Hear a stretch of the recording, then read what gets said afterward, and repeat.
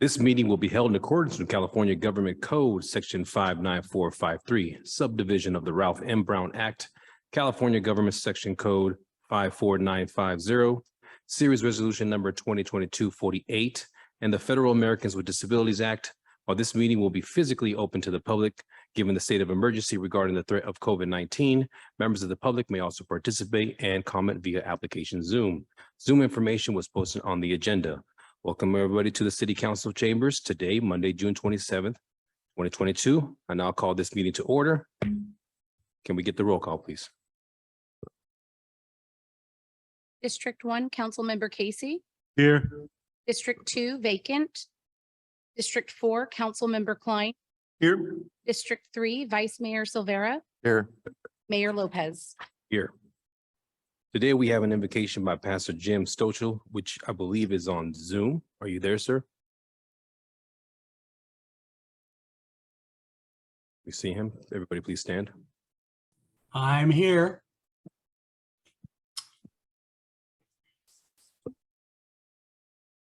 Join with me as we pray.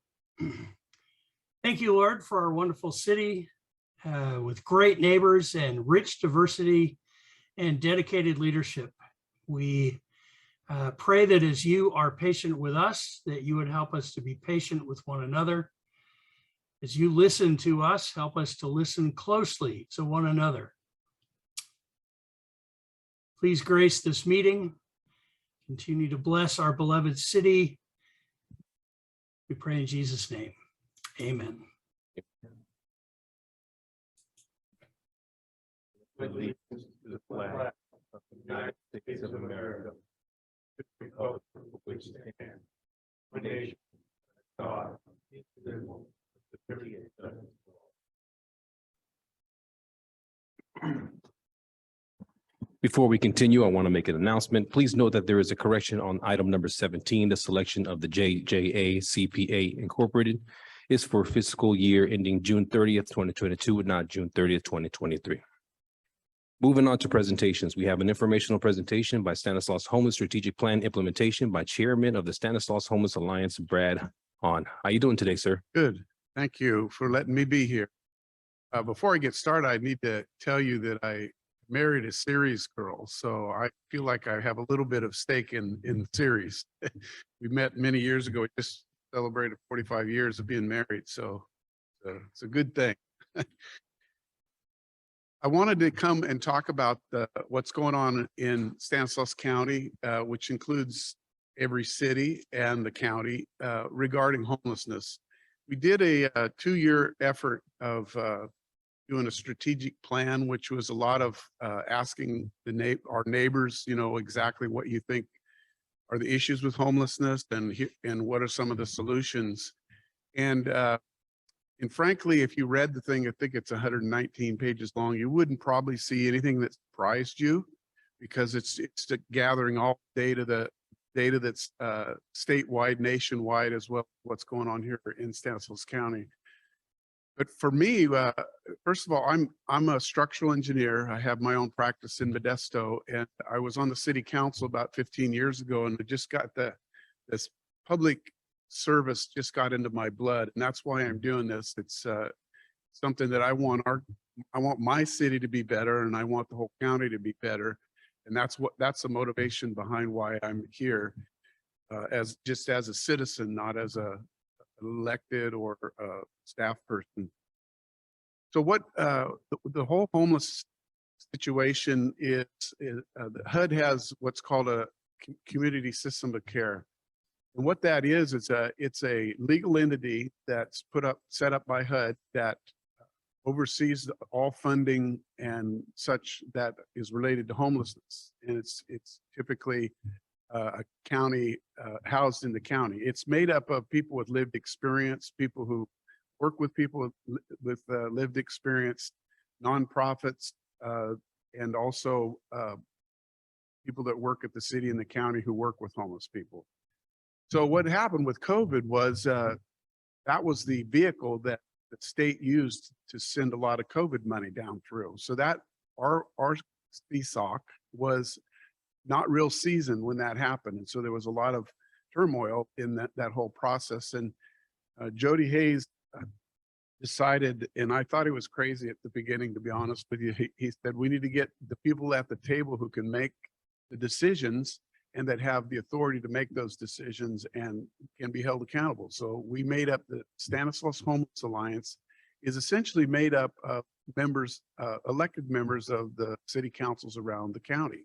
There's a few public members. I'm one of those, and the housing authority is on that. So the kind of the relationship between the CSOC and the Stanislaus Homeless Alliance is the CSOC sets the priorities because they're much closer to the issue and what is needed in the homeless environment.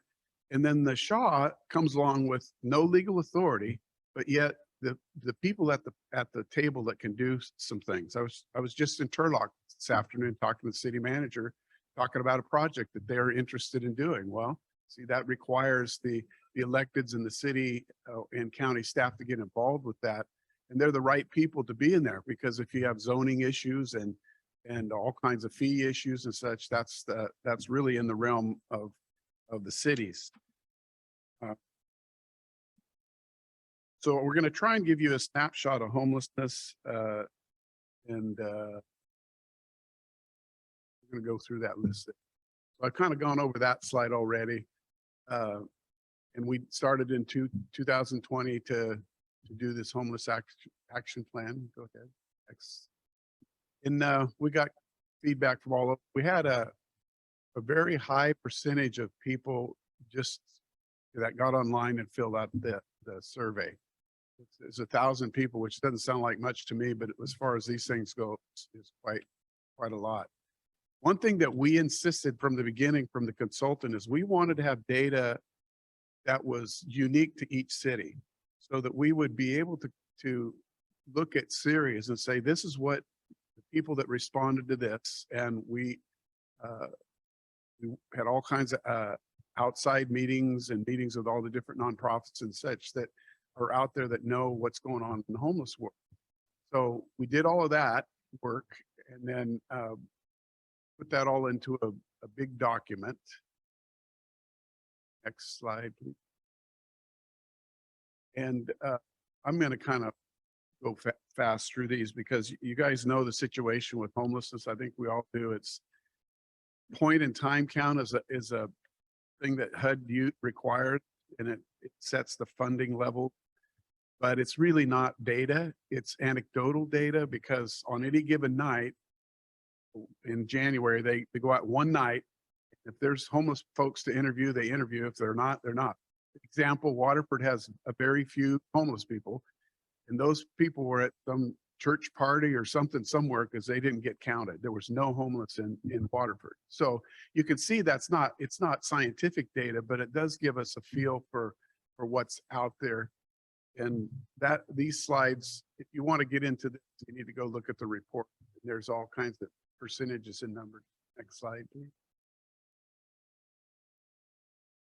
So there's 2,000, am I on the right?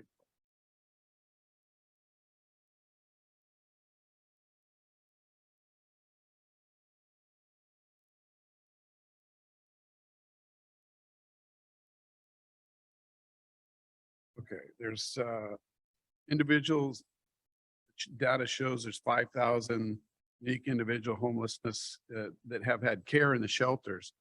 But as you know, like I was just talking, there's a lot more homeless folks. The ones that we see on the street are, and I'm going to characterize it this way myself, nobody's saying this, but you have a lot of folks that have drug addiction and mental health issues that we see on the streets. And then there's a whole bunch of folks that we don't see that are homeless that are couch surfing. They're just off the radar.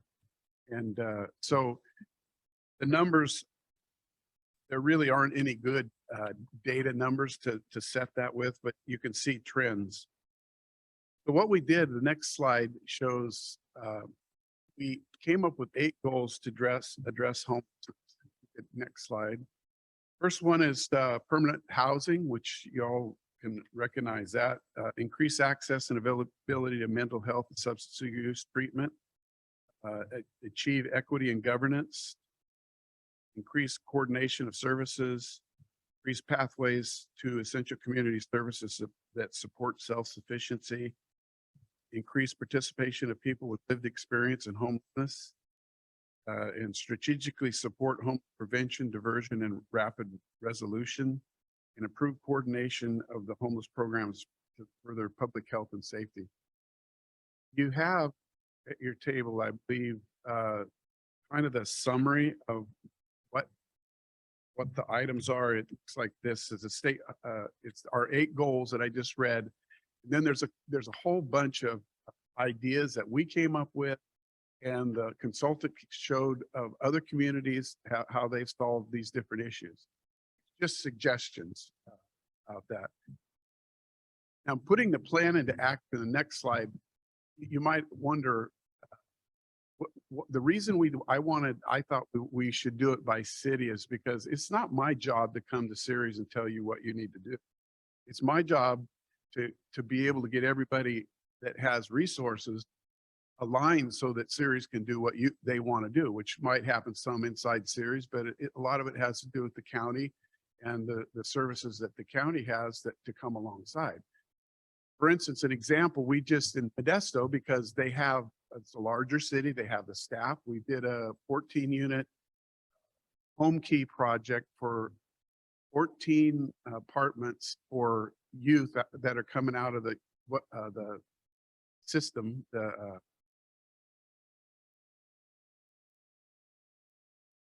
I forget what I'll think of it later, but they're coming out of foster care system. It's given 14 kids the chance at breaking out of homelessness and get a life for themselves. So those are the kind of that's a project that we're doing right now. It's under construction, and those are the kind of things that I know Mr. Casey and Mr. Klein heard these things at the Homeless Alliance and kind of wet their whistle. And well, maybe something like that would be good in Ceres. Maybe not 14. Maybe it's a house that we purchase and work with a nonprofit. So that's the goal, is to just get some synergy with respect to addressing the homeless situation in our cities and county. So next slide, we formed an implementation committee, which is basically folks from the CSOC and folks from the Stanislaus Homeless Alliance to figure out where we're going to go. So what we did is we identified and prioritized the first 3 steps, which number 1 was affordable housing, and then equity, and then having more people with lived experience involved. Well, the only one that's a real attainable goal, the sense of building stuff and doing things for the system, is about the housing. And the other 2 are going to be ingrained in the whole system. So that's where we're moving forward on this. We did use, the sheriff offered, and we accepted the incident command system, and a lot of you have been involved with COVID through that. And the reason that is so that we can get all the players at the table that need to be there to cause alignment and to cause working together for this whole process of trying to build we're going to build a countywide system of homeless activity that helps folks get out of homeless and prevents them from getting into homeless. That's what the whole goal is to do. So the incident command system is up and running now, and we're focusing on housing. And I've asked your city manager to be a participant on that, because asking all the other city managers so that we can kind of get talking together and see who's doing what and how we can work better to make things happen. And I think I recognize that many cities don't have the staff nor the funding to be able to even put together some of these applications that are required. Like the home key application took us like 3 or 4 months of weekly calls, and it's a pretty heavy lift to do that. So that's where I see building the system in the county coming alongside and providing that backup and service for that type of a thing in your community. So the next slide is to increase availability of permanent housing. I said that. I'm going to skip over the next one. And this next slide is the incident command system. Oh, another one. There it is. Can't read that, but it's basically a organizational chart that puts, the reason I'm here, because my name got put on the housing thing, and I'm afraid of that guy, that the incident commander. So it really pushes stuff forward. And we're gonna build that out as time goes along. The next one that I want to talk to the group about is this working together and building the system within the county and cities to be able to deal with funding and to deal with, one of the issues with funding is you got to do a bunch of reporting.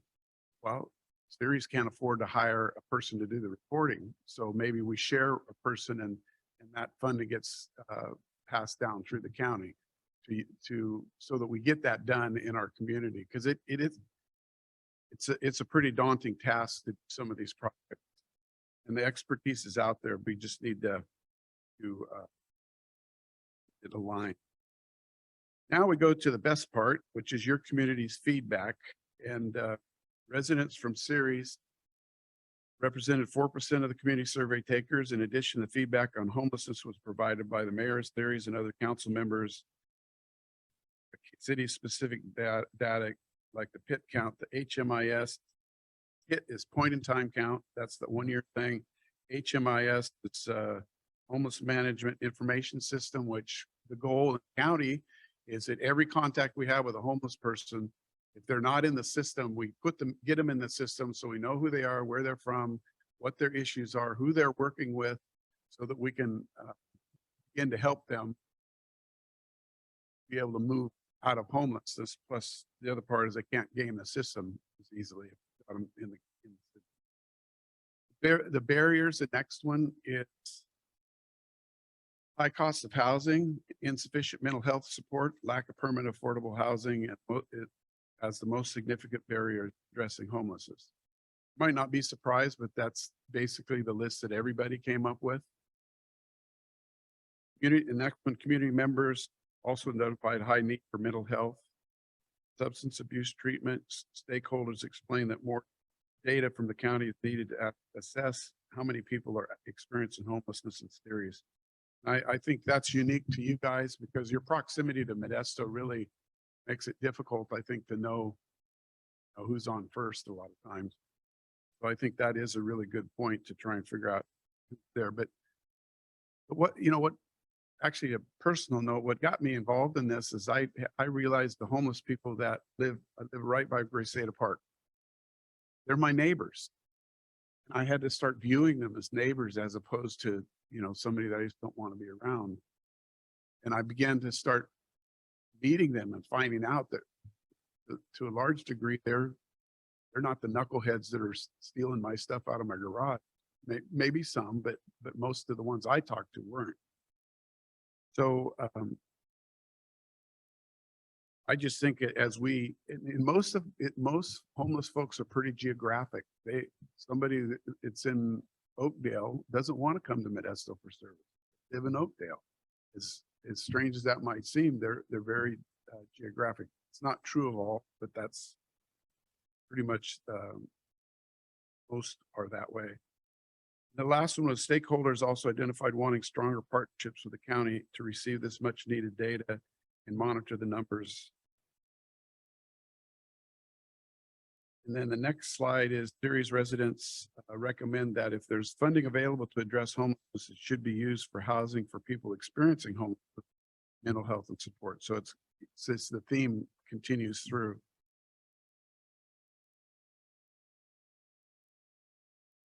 And the last item is very wise. It's not one size fits all. There's no silver bullet in this. It's everybody. You have to approach everybody where they are. Some really neat stuff that's happened since even I started doing this. The care team that the county put together, which is health professionals, mental health people, drug abuse people, behavioral health, police department, and then maybe a couple more that I'm missing. But that group has ventured out. They got asked by Turlock, can you come down and help us? So they got a building down, building, they assigned an officer, and now that's starting to happen. So these things are going to start opening up more time goes on, because I think the county is realizing that they're responsible. They have the departments that are responsible for a lot of these issues, and they need to get out into the county, into the people that are out there. You know that Ruben Imperial from Behavioral Health has been making an effort to talk to the police chiefs about who are the 5 or 10 most troubled folks in the system, and how can we help that. And so if the more you communicate with me or the people at the county, I think we're going to see a lot more of these things happen that are here to help. But again, as I said earlier, it's not our job to tell Ceres what they need to do. But if you want some help, or you want something to come alongside to talk about permanent supportive housing or the care team, then this place to do that is through the Stanislaus Homeless Alliance. And I'd be glad to come back at any time and talk this through with you guys on any specific project or anything else that you'd like to come. There's some things on there that ways you could help, but I think just mulling over this for Ceres and asking what could it look like? I know there's the fear that if you start providing services, there's going to be more people come. There's a balance point somewhere there. Provide for people that are willing to make a change, and they're out there. It takes a lot of context, but they're there ready to go.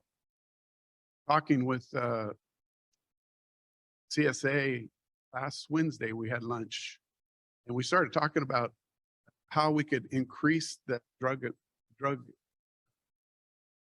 treatment.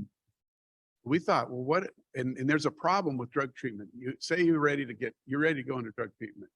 Well, it's going to be a week to 2 weeks before the bed open up for you to get in there. Well, most people I know that are on drugs probably aren't going to wait around for 2 weeks. They're just going to move on.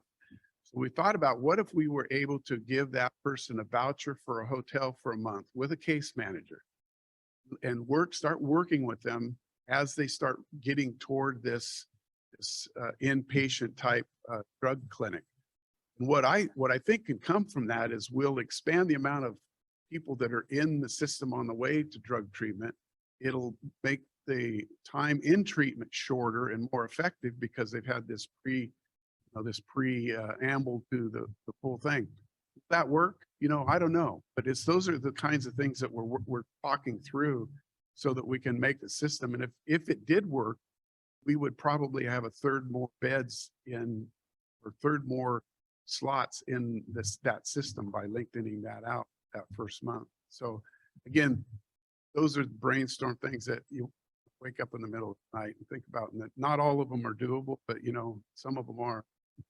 So now I'd like to open it up to questions. If you have any questions or comments, try to answer what I can. Council, do we have any questions? I got excuse me, I got a couple questions. You normally do the point and count, February, January? Would it be a more truer point and count if you did it in early fall, where people aren't trying to hide because of the cold weather, or would be a little bit more open? The answer is yes, but that's when HUD makes us do it. The BOR Act data, the more we get folks into this homeless information management system, HMIS, that's the real data. That's where we can actually track people and say, this person has missed an appointment at behavioral health. This person has drug issues. This person, is had trouble with the law. So we can start. That is the real data that I think is what we're going to be able to actually mark, because I want to be able to say we made a dent in this thing. It's crazy to just not have a way to do that. The point in time count, I would prefer personally, because it is sort of anecdotal. Even in the fall, it would be better numbers, I'm sure, but it's still sort of anecdotal data. And so I would, and that's what we're doing, is we're putting a lot of effort in the HMS. We got notebooks for all the the workers, you know, and the care team, they have the notebooks to be able to put the person in the system, and everybody's getting trained to be able to do that. So we have real data. Long answer to you. And the second question would be, when you're doing this point and count, what are you finding where the percentage is actual Stanislaus County residents? I don't know the number, but the percentage is pretty high. It's surprising because I mean, I feel like you that they're shipping them someplace. Well, but- I mean, I'm just thinking right off the top of my head. I know a few years ago when I was on the board, actively, you know, going to the meetings, that I want to say the Stanislaus County numbers were around 82% or more. Yeah. Yeah, I think that's pretty accurate. Okay. But again, it's anecdotal data. Where are you from? That's the question. So, well, slept last night in Modesto, so I guess I must be from Modesto, but I spent my whole life in Colorado, you know. There's no way to know. You're never going to get real data until you get to the HMIS system. Thank you.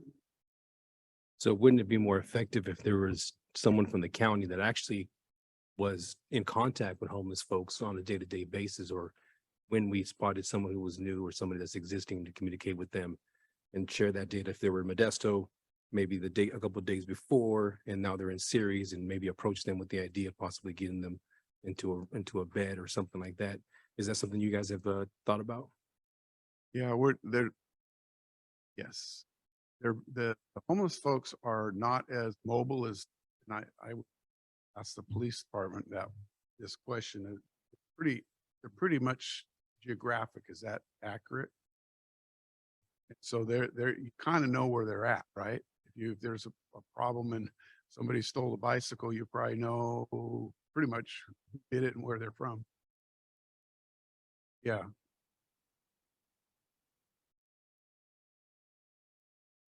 Right. So it's a transportation thing. Yeah.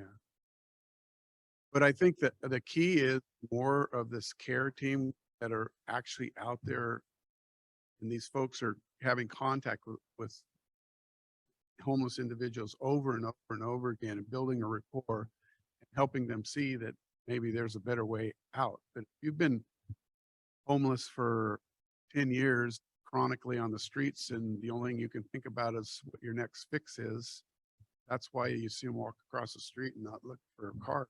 I always look for cars. I don't want to get hit, but they're focused on something completely different. And again, I think that's a small percentage of the homes that we see, but those are the ones that take the most resources, those that are using ambulance to go to the hospital so that they can get something. If they just went to the doctor, they could get fixed. It's a big, You talked about homeless prevention. You talked about the foster program, right? Is there any other program that actually can actually detect whether some of those young people are actually in the school district, in the system, that we can possibly help them, prevent them from either becoming homeless or actually try to get them shelter? Because we're talking Yes. about, it happens all the time. I mean, as a coach, I mean, we deal with this all the time. Is there something that a program like that you guys are working with some of these school districts, or possibly here in the city of Ceres? yes, we're working on it. We just opened a low-barrier shelter for youth, Desto, which, Is that by the Salvation Army? no, that's it's somewhere out where else? the Roller King used to be. Oh, where Roller King used to be. And Okay. so there's that, and then they have, so And that shelter is specifically for youth, for youth, 18 to 25, 18 to 25? yeah. What But about, they have, what about under, they have activities for those younger. about under and 18? older. those that are in yes. school? Pardon? What about Well, under yeah, 18? there's programs for those in school too. And a lot of this is just beginning because there hasn't been very much going on with homeless students. That's where we're trying to build the system, and we've got this one thing going. And hopefully, as we get into the other areas, we'll be able to start addressing those. And if that's an issue that Ceres has, then bring that to the forefront and we'll start working on it. And then that will be the model for the rest of the cities. So it's something that you have a real desire to make a change in the homeless system or to help folks. That's the way to do it. You don't have to take it all on at once because it's a daunting task to think of all that doing with that. And there's still people that are going to go into homelessness. So my goal is that get to a point in the county where it's really uncomfortable to not trying to get better in our community. There's still going to be people making bad decisions, but I think the more that we continue to do that, where it isn't come to Santa Claus County, you know, come to Stanislaus County because they got all these services. It's, yeah, they've got services, but you're going to be held accountable to change. That's the only way it works. You know, government from on high sends money down. They believe that housing is giving people opportunity, giving them housing will solve homelessness. This doesn't work that way. People have to want to get better and they have to want to change. That's the core of it. More questions?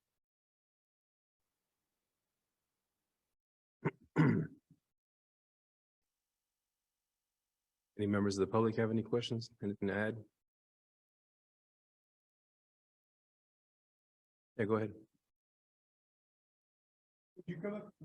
Oh, yeah, that'd be probably a good idea. Thank you. Thank you, Mike. I'm sorry, John Warren, Series.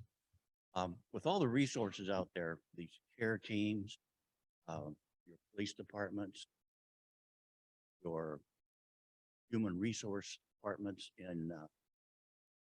at the county level and at the state level, is anybody gathering data and identifying each one of these people that they come in contact and putting it into a database that can be accessed by the patrol officer down here in Ceres or the patrol officer over in San Diego, California?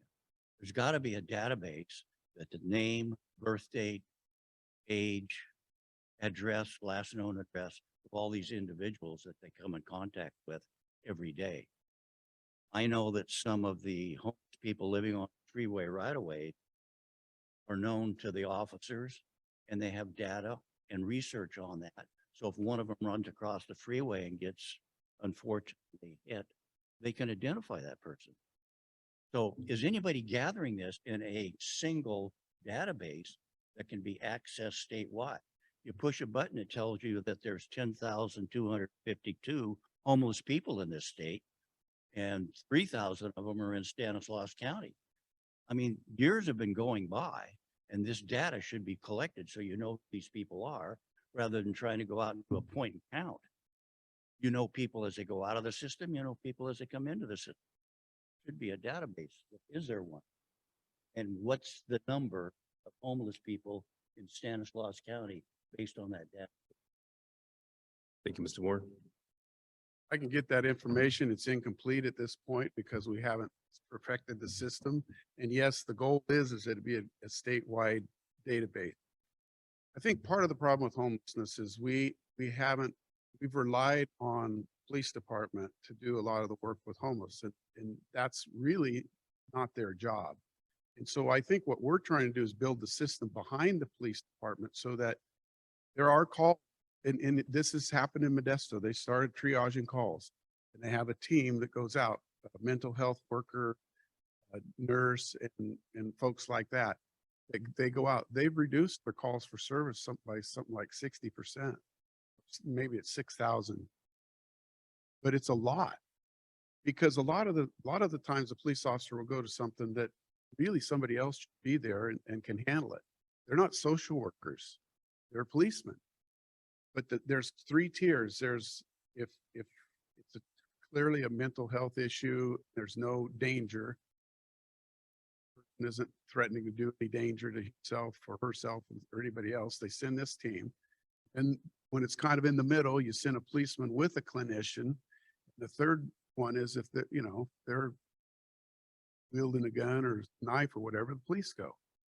So you see how if we could free up the police to do policing that they're designed to do, but it requires the system within the county to come up, to step up to the plate to do that with it. And it's a collaborative effort.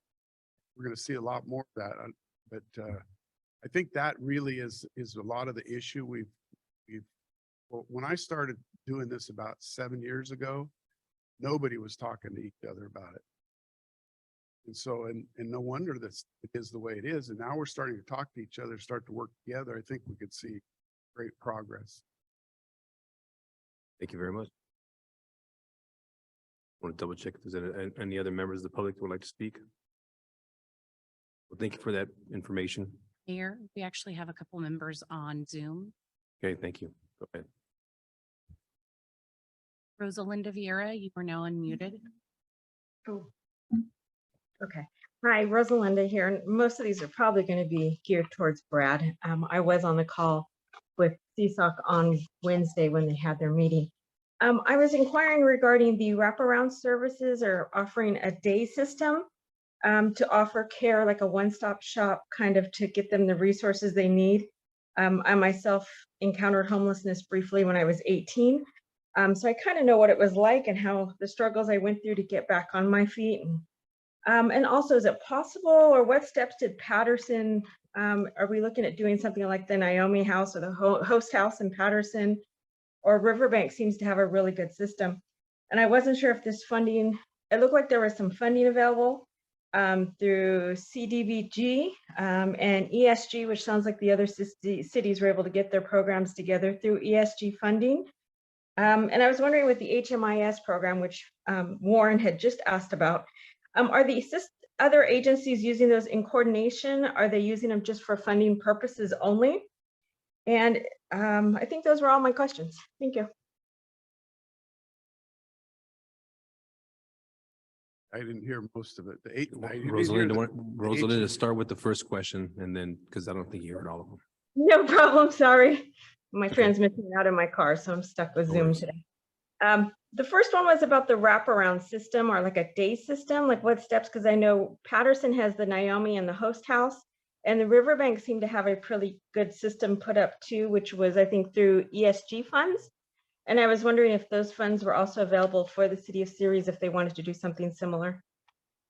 Yeah, there's all types of different funding that are available for all different types of projects. And there isn't one project that is one source of fund. You have to bundle them together. This project that we're doing, talked about the foster care kids, that's got like 5 or 6 different sources of funding: CDBG money, ESG money, HAP money. All those acronyms mean something, but I don't know what they mean. It's different money, different pots of money.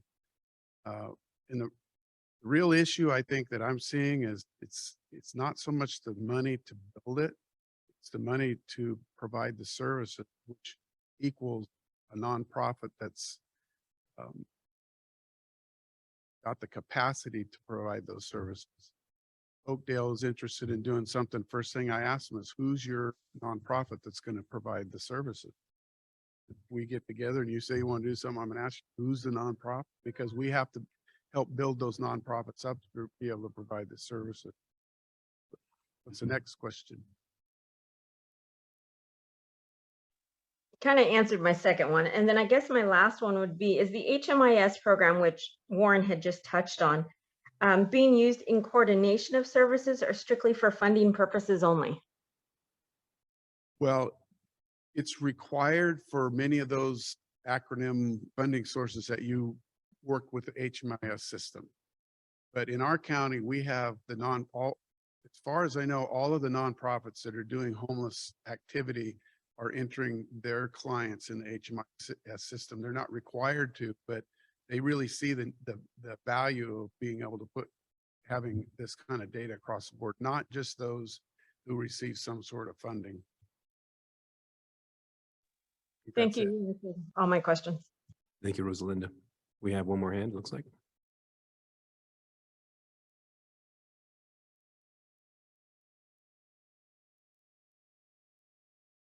Marjorie Blum, you're allowed to speak. Okay, can you hear me? We can hear you. Okay. So just briefly, hello, council members. Sorry I couldn't be there tonight. there was a couple of items on the agenda, but just really quickly, with regards to the city of Ceres and agencies, local agencies that are helping those that are in need of services, that includes the Center for Human Services, the Ceres office, also the CDBG and ESG program funding that the county gets. I've been serving on the local panel for that for several years. And that includes funding for homeless needs for throughout the county, not just within Ceres. And also just a quick note that in 1994, I was the executive director for Stanco Affordable Housing, and we got the first grant for emancipated foster care youth for housing and social services, and that program continues. But the only reason why I'm piping in right now is because there's a couple items on consent about the CDBG program, and this is one issue. The funding for homeless services and needs for people within the city of Ceres, the CDBG program includes public services. So someday I'll come and talk to you about that, and I appreciate the SHA, or the Stanislaus Homeless Alliance, and what Mr. Hahn is doing for the homeless needs throughout the county. And that's all I just wanted to add. Thank you. Thank you very much. No more hands? Rosalinda Vieira has requested to speak again. Ms. Vieira, Sorry, I forgot to lower my hand. no worries. Thank you. Thank you, Mr. Hahn. I really do appreciate you coming here today. We're moving on to the next presentation, the Retail Coach presentation by Project Director Austin Farmer.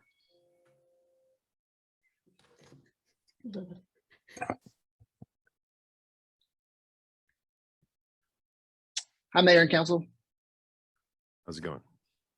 Good. Thank you for having me. It's great to be back with you. I think it's been, if not almost a year, a little bit over a year since I was with the council, and wanted to give an update on where we're at with our retail recruitment process, and really just have a check-in point with you before looking at the optional contract renewal for an additional 12 months. So wanted to share what our processes look like, some of the feedback that we've gotten, and then be able to answer any of the questions that you have about our economic development and specifically retail recruitment work. So next slide, please. So we want to talk a little bit about just some background and context. I know it's been a while since we started this project with the city. We originally began working with the city in 2019 and 2020.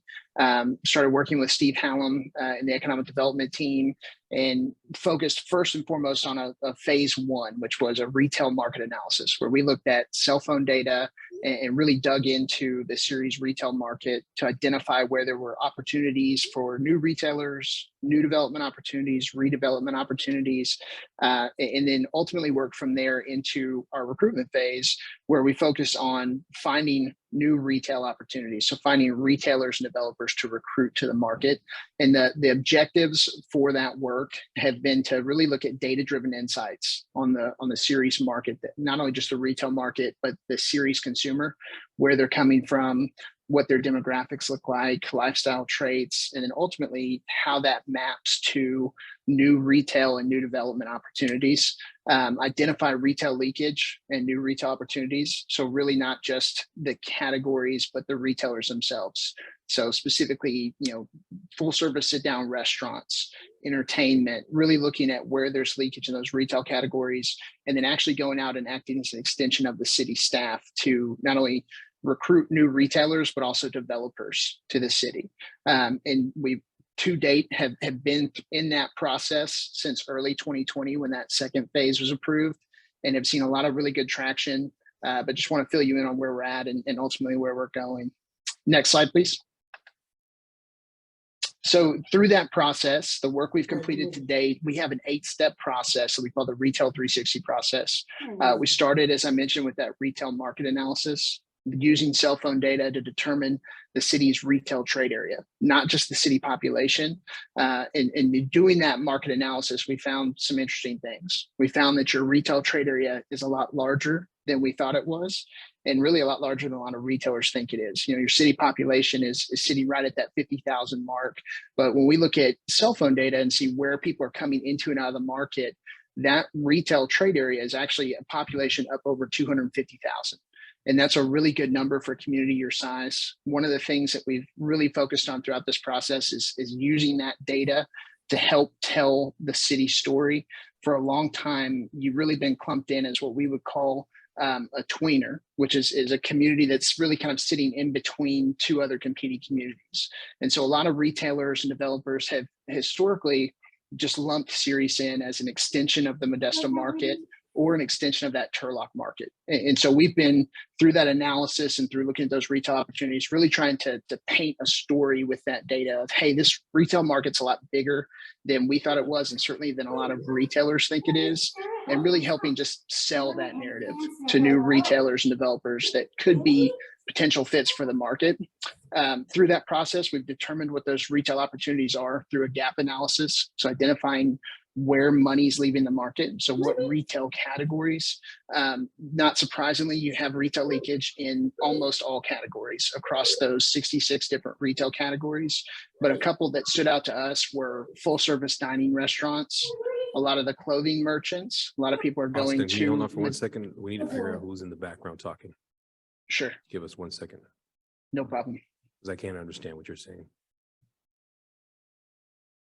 We find anybody? I think we're good. Austin, thank you.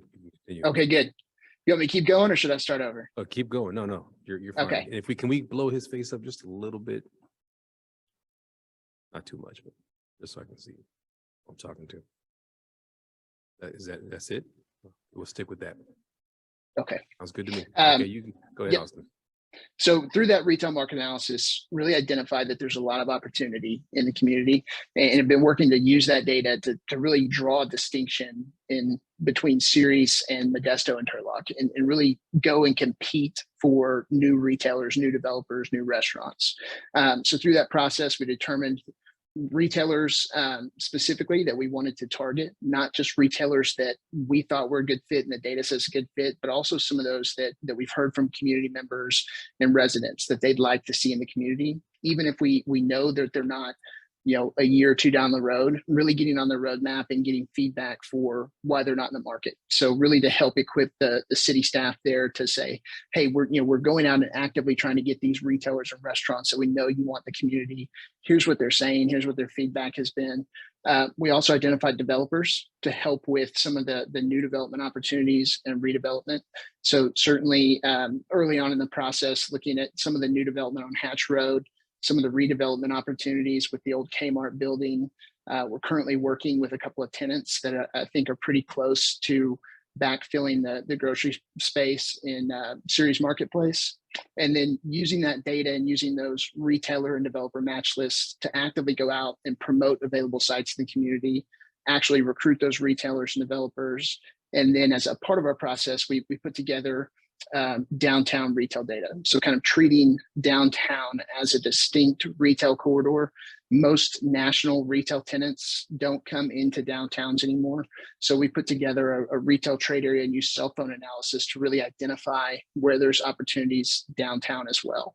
And not only just to find new regional opportunities or mom and pop businesses that could come into downtown, but also to share that with existing business owners so that they can use the same data that Fortune 500 companies have to really grow their business or find new opportunities that they could, maybe extend their product lines or offer new types of foods or beverages, and really, focus on community-wide retail development across the board. And then the last part of that is coaching and ongoing support. So we've been working with the city staff. We have regular monthly updates with the economic development, community development team, city manager team, and have been working through that to give them feedback and visibility into our process. And then when they need data for specific retailers or prospects looking at the community, we're able to run that custom data for them and give them the resources they need to really focus on some of those new opportunities. Next slide, please. So the ongoing work that we've been focused on for really the last year, and that we would look at for the next 12 months if the city were to extend our optional contract extension, is the promotion of available sites. So really going out and promoting the existing sites in town for retailers, redevelopment opportunities to developers, recruiting those retailers. So actively acting as an extension of the city staff to go out and not only just have those conversations with retailers, but to represent the city at regional retail conferences, national retail conferences, really actively and proactively going out and recruiting those retailers. So we have a retail recruitment team. So that the team that works on behalf of the city is myself as project director. I help lead the strategy and kind of lead the overall recruitment. And then we actually have 2 retail recruitment coordinators that work on behalf of the city to constantly call on retailers, brokers, site selectors, corporate real estate teams, and they're actively doing that retail recruitment for the city. A focus on downtown revitalization. So taking that data that we have on downtown and those opportunities specifically geared towards downtown and helping share that with existing business owners and potential entrepreneurs or franchisees in the community. And then that ongoing support and coaching to be able to help equip the city staff to be able to really go out and make the most of retail opportunities. Next slide, please. So a little bit of progress and success to this point in time. Successes to date over the last 2 years, we've gotten a few LOIs and new retailers to the market. One of those has been a national hardware and building supply store. The other is a national fast casual chicken restaurant. I actually left one off. We also helped bring a new coffee chain to town as part of that initial push. And then we brought in a national fast casual barbecue restaurant. And those are the successes that we can actively talk about that have actually come to the community or committed to come to the community. And then in terms of what we're working on currently, we've had site visits from developers, potential grocery stores, a couple of full service restaurants, a lot of fast casual and quick serve restaurants, and then general merchandise prospects. And as we're walking through our process, really the progress that we've made to this point is that we're actively recruiting over 50 retailers and restaurants to the city. So we're actively communicating with them, sending them the market data, the cell phone data, sending them available sites, or when new sites become available, making sure that they're aware of what's going on in the market and that you're constantly at the top of their radar. We've had over 5 site visits from retailers, restaurants, and developers that are looking at the market. We're currently actively working with over 10 retailers and restaurants that are actively considering sites in the market. So their internal real estate teams are going through the process of reviewing that. There's probably been a few site visits that we didn't know about with some of the tenant reps and retail brokers that are working for those retailers and restaurants that have been looking at those sites in town. We've been working with existing property and development owners to help bring in new tenants. So, the teams that are working on getting those retailers and restaurants to some of the developments or some of the sites in town, whether they have a brokerage team or a leasing team working on it like the Gateway, or if it's a developer that owns a property that wants us to help bring prospects to the table, we've been working with them to help equip them with that same data. And in a lot of cases, making introductions or leveraging our relationships to help get them in front of those retailers, assisting the city and really representing the city at national and regional retail conferences. So we actually in May, we're out in Las Vegas for the International Council of Shopping Centers, big annual conference they have in Las Vegas. So we had a booth out there. We met with over 15 retail and restaurant prospects on behalf of the city.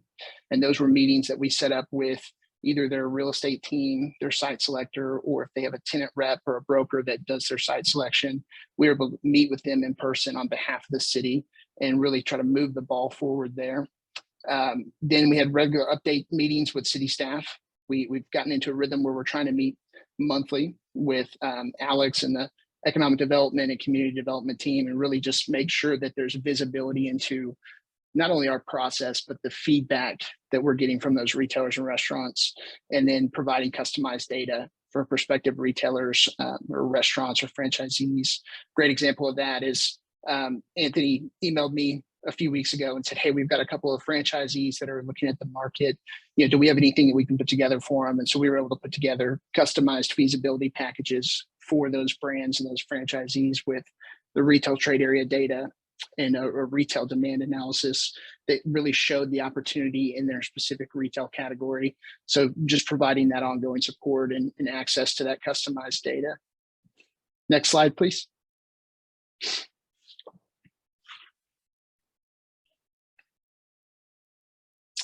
Hey, Christina, can we jump to that next slide?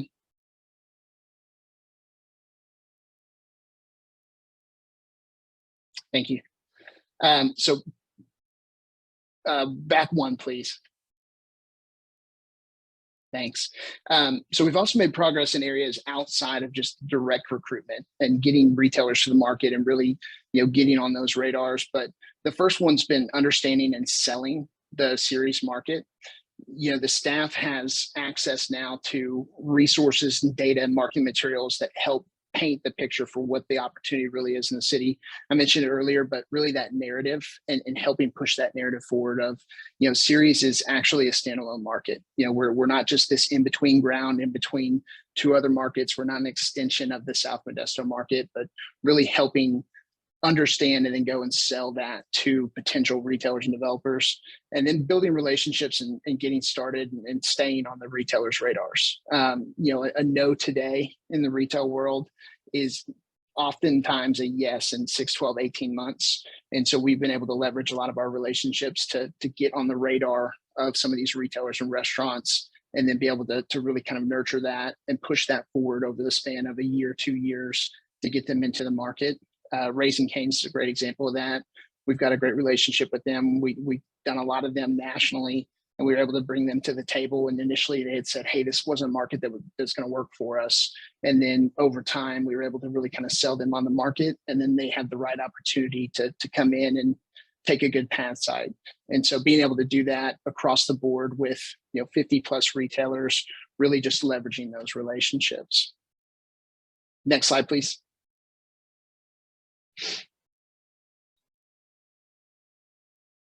So here is what we've seen and kind of learned through that process. I think something that is really good that we haven't seen in a lot of communities, certainly in the state of California, is we had a lot of strong interest despite COVID. So we've actually seen really good positive growth in getting new retailers to the market despite that slowdown from COVID. And so that's a really good sign, I think, especially with where we're headed right now. I mentioned that International Council of Shopping Centers conference. We were actually pleasantly surprised by the optimism from retailers and developers coming out of that conference. It seems like everyone thinks we've kind of turned the corner on COVID. And so I think there's a lot of opportunity there, especially over the next 12 months to build on that momentum.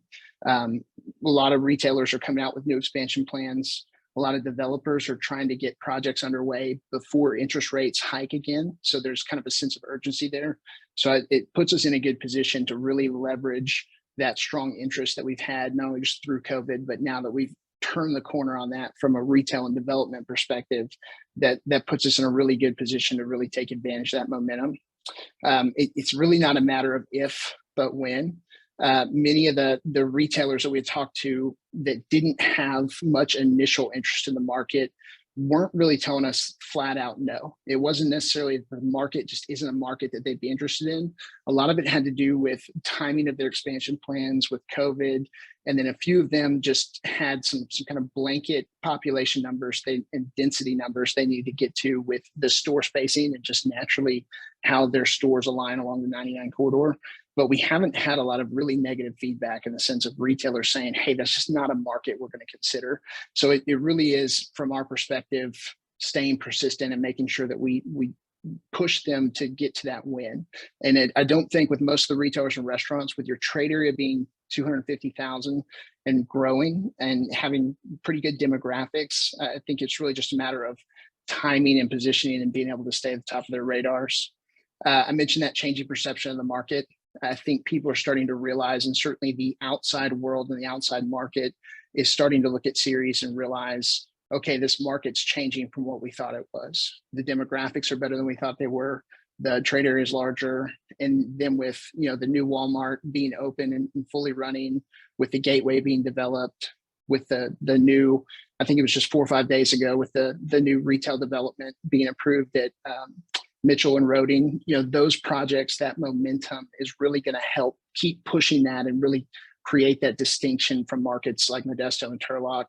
And then the interest throughout the market. One of the things that we were afraid of when we started this process was that most retailers would really look at, okay, we want to be along the 99 corridor or on Hatch. But we've really seen that there's interest throughout the market outside of just those two primary retail corridors. So I think we're going to see a lot of growth outside of just those corridors, especially coming out of COVID, like I mentioned before. And with a lot of that momentum and synergy and retail co-tenancy happening, it seems like there's some good opportunity there. A great example of that is there's a kind of higher tier fast casual restaurant, and we've pitched a couple of different sites to them. We've been trying to get them to the Gateway for a while, but they actually are interested in the former Walmart space. They like the residential area around the former Walmart, and they want to be first in line to be a pad site at that former Walmart when the redevelopment efforts happen there. So that's a really good sign that there's strength outside of just those core pockets and those core retail corridors. So that's something that's been, I hate to say it, but kind of surprising in a good way, and really solidifies to us that, hey, there actually is opportunity in this market, and there are people that are starting to see that outside of just people that either live or work in this market. Next slide, please. So our objectives and priorities, kind of where we go from here for the next 12 months, our core focus is really there on the left. The first one being continued recruitment for those key sites and retail corridors. So not only that former Walmart site, but the new Walmart development and the remaining vacancies at the Gateway. Certainly Hatch with some infill opportunities with some of that big box space. I mentioned this a few slides ago, but we're talking to a couple of tenants that I think are pretty close to filling that former grocery space over at Ceres Marketplace, but really focusing on filling some of the larger vacant spaces in town, and then a continued focus on downtown. So, now that we're coming around out of COVID, we know that there's a lot of new projects in the work. Downtown, I think, is where there's some opportunity as well, with some smaller mom and pop shops and certainly some regional shops that like downtowns that are growing, and certainly some franchises as well. But we want to work with those local entrepreneurs and business owners, really just identify and capitalize on some of those opportunities, whether that's bringing in new merchants or even just helping existing business owners expand their business or better understand the market. And then that last one there is just making the most of the post-COVID recovery and expansion. We've seen probably 60 or 70% of retailers come back this year for this fiscal year and focus on expansion plans that are actually greater than they had planned in 2019. So they kind of survived and weathered COVID, and we're starting to see most of them come out stronger with larger expansion plans, certainly regionally, than we thought they were going to. And so we really just want to capitalize off of that and make sure that again, we're on their radars. We're at the top of that short list for markets they're considering when they're looking at those new locations. And then some key events over the next 12 months that we would attend on behalf of the city would be those ICSC, the International Council of Shopping Centers. They have a regional conference in Monterey every year. We actually just went this past March and had some really good meetings for the city with some casual sit-down restaurants and a few developers. There's a Retail Live Southwest Conference in Arizona in March that a lot of retailers attend. And so we'll be there setting up meetings for the city, really pushing sites forward, making sure that we're in front of them. And then that big conference, the ICSC Recon Conference in Las Vegas, that happens every May. We set up meetings on behalf of the city. And I believe Anthony was saying that the staff has budgeted for at least 1 or 2 members to attend that. So we would work with them ahead of time to help set up meetings for them while they're out there and really make the most of their time out there. So that's really the rundown from our end. We feel like we're in a great spot. It's been a long 2 years with COVID and really kind of weathering that storm of COVID. But I think we're in a good place in the sense that we've seen success. We've seen movement even through that sort of turbulent period there from 2020 really to earlier this year. But we think there's a lot of opportunity, and we'd love to keep working with the city, and would love to answer any questions that you have about our process or work or anything that we're focused on.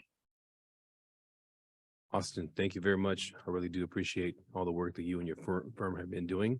It's really great to see that you guys are moving forward. Anthony, is there anything you would like to add before I take it to the council? Sure. Okay. Mr. Casey? I understand that the companies you're working with wouldn't want their names necessarily be made public, but I wonder how soon you could give a list of those 15 or 20 companies that you mentioned, retailers that you're working with that have shown real interest in series to our city manager. If I'm understanding your report correctly, you're able to take credit for 4 different companies that have come into our city last year, the coffee company out of Kmart, and then the chicken company. Those other 2 there are listed on the page. I just wonder how soon you could provide that list to our city manager so that we could actually see, you know, the success that you're reporting to us. Okay? That's my question. Sure. We actually have a real-time dashboard that we keep updated with the feedback from retailers and their status. So if they're actively reviewing sites in the market, the latest conversations we've had with them. So they have access to that and can pass that along. And then I can provide some more detailed notes in there as well, but we can get that to you very quickly. Thank you. Mr. Klein? Do you find that if it's more enticing for a potential retailer or restaurant, if it is shovel ready, where utilities, infrastructure is already in place? It is easier. It's often easier if you have either a shell or at least a site concept plan ready that a retailer can get into fairly quickly. One of the tenants that we've talked to about the market is Trader Joe's, as an example. They always prefer quick move-in sites. So if there's a second generation grocery space that works, or if there's a new development that already has a concept plan and a developer that can apply their concept to that concept plan, it definitely makes it easier. It's a lot harder to do it that way because there's a lot of initial investment from the developer side, but it certainly does help make it a little bit easier to get those retailers to the market faster. I think a great example is I was looking at the site plan for that Mitchell and Roding project that just got approved. And I think that level of engagement of being able to have the parcels and have the concept plan helps get us about 70% of the way there. But you know, those kinds of things are great in lieu of having the ideal, which is actually having the site either under construction or building to spec, knowing that you can bring those retailers and restaurants in there. So another question would be, is there a medium or an average square footage that most retail or restaurant bases are looking for? So, you know, we can sort of inform some of the local developers of, you know, when they go to develop something, at least we give them an idea of, hey, this is a national average. This is, you know, California average of square footage that retail base is looking for. We do. It varies a lot by chain and by retail category, but there's some safe general assumptions. One of the things that we've done in the past with some of the new development in town is help provide some of those ranges or help provide some specific concept plans from those retailers and restaurants. It's gotten a little bit harder on some of the big box and mid box space because a lot of those larger retailers are starting to downsize or kind of split their store concept between in-store brick and mortar shopping and online fulfillment. But there's typically a range in there for, let's say, you know, if you had 2 pads for fast food restaurants, both of those should probably be anywhere from 2,000 to 3,000 square feet. Most of those fast food chains are starting to do double lane drive-throughs. So being able to account for that, and then we make some parking recommendations as well. But absolutely, we can help in terms of kind of putting together a spec concept plan with the right ranges of square footage.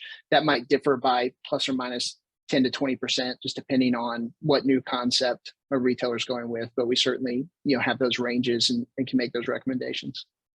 So are you finding, working with the community development director, and if they guide the local developers towards you, that you work in collaboration? Absolutely. Yes, sir. And I think we've done a pretty good job of managing those relationships. We have a really good working relationship with Steve Edwards, who is working with Walmart, both on their former space and on the continued development of their new site.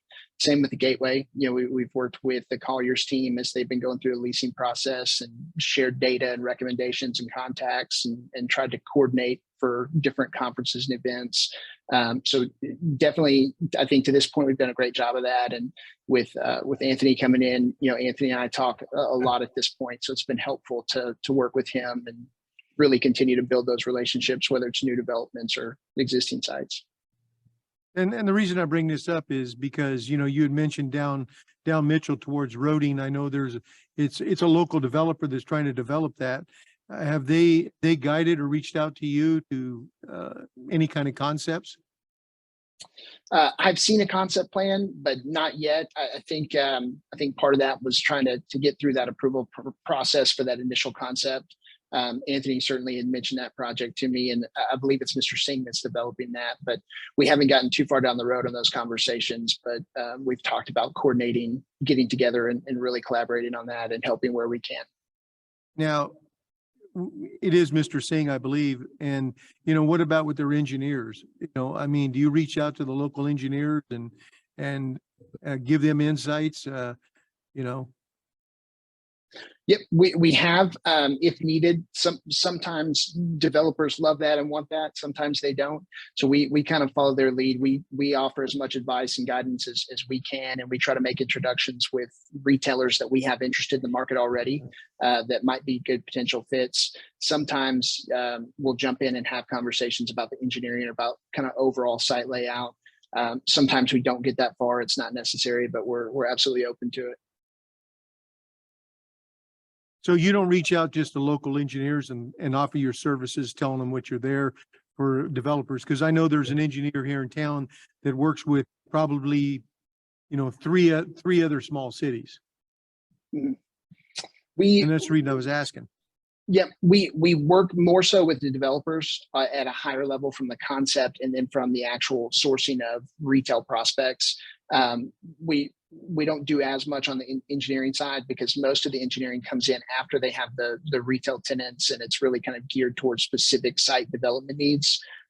So it's really kind of on an as-need basis and from an engineering perspective. But we do have those conversations, but not necessarily as proactively as we do with the developer that's driving it or the leasing teams that are working on the available space or concept. Thank you. Yes, sir. Questions and or comments? The number one question I get, and these guys probably the same thing, is what's happening with the old Walmart site? Have you had serious inquiries to it? Is there anything serious on the horizon specifically? And also in the old Walmart site, you talked about restaurants possibly with new locations out in front of that. Please be more specific to the old Walmart site and the work that's been done for that. Absolutely.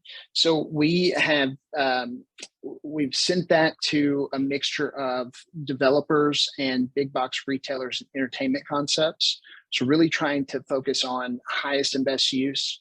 Unfortunately, it would be easy to flip that into storage or some kind of industrial component. We've been focused on what would be ideal, what would be highest best use. I think that's a mixture of retail and or mixed use that includes entertainment. So some type of family entertainment, some type of movie theater, restaurants, large scale retail. That site is a little bit difficult for that. So we haven't had a ton of traction. We've had a couple of developers that have been interested in purchasing that site. I think their ultimate purpose for that is geared in the opposite direction of where we want to go. I think they're looking more kind of the industrial or the storage. Those haven't worked out, and I don't think they will from the city's perspective. Obviously, we want to drive what's going to be the best long term for the community. But from our end, we've been proactively putting that site in front of entertainment concepts, specifically family entertainment concepts, the kind of bounce house and entertainment fun zone type end users. We've also gone out to big box retailers that are in that discount department store, clothing, family merchandise space. And so we have a few of those retailers that are actively looking at that space. I think ultimately the way that would practically get done is to have 2 or 3 tenants come in and take that Walmart shelf space and divide that into 2 or 3 different divisible spaces.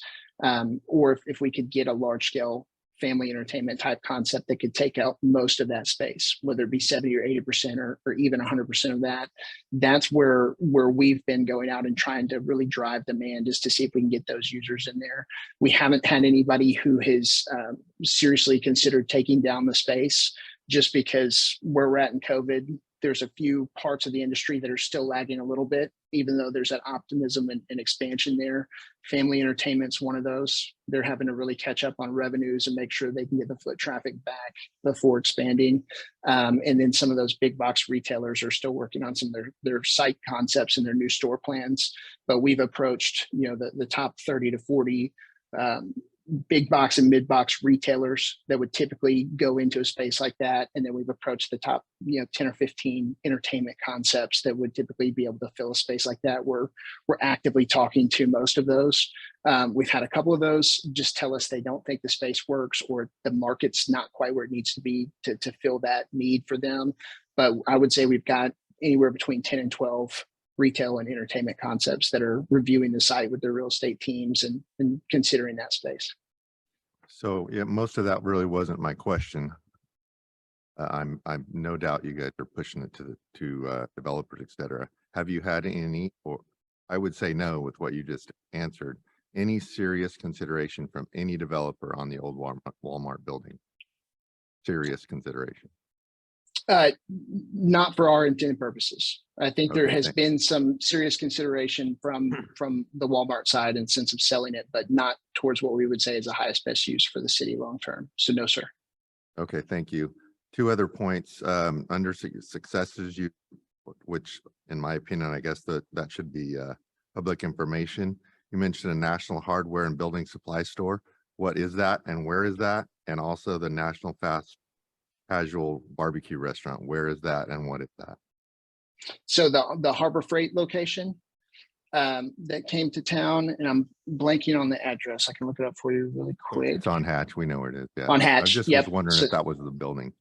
Yes, sir. So the Harbor Freight, and then we helped push the Ona Hawaiian barbecue across the finish line. So we helped kind of close that deal. So business was that? I asked about The the National Ono- Barbecue Restaurant. Ono Oh, in Hawaiian Gateway? barbecue. Yes, sir.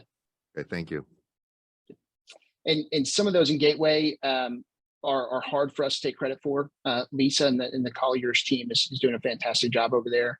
We have some relationships with some of the tenants that have ended up in there where we've been able to come in and help provide custom data and be a support system to the leasing team there at Gateway. So I certainly don't want to take credit for some of the things they've done, but Ono is an example of where we were able to come in and leverage our relationship to help push them across the finish line. And there are a couple others that we provided some custom data analysis for when they were considering that before signing those leases.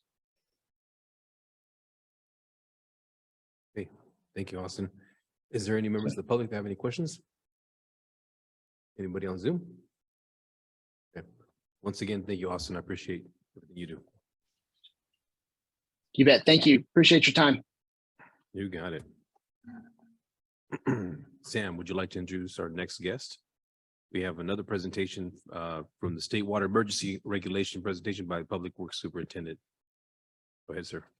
Thank you. Thank you, Mayor. Council Mayor, I'd like to have Karen Morgan, our Public Water Superintendent, to do a presentation on the State Water Emergency Drought Regulations. There you go, Karen. Thank you, Sam. Council and Mayor. Hold on one second. That's the wrong one. Public hearing for engineering annual. California new Skip drought state water up there. restrictions.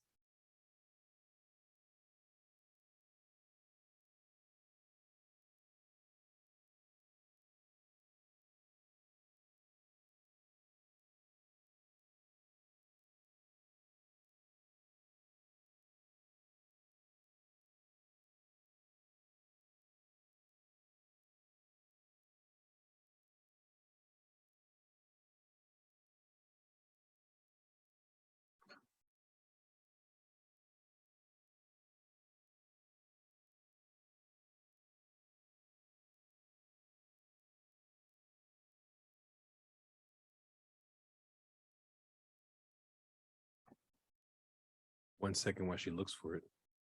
There Okay, I you can go. wait. Thank you. For your patience.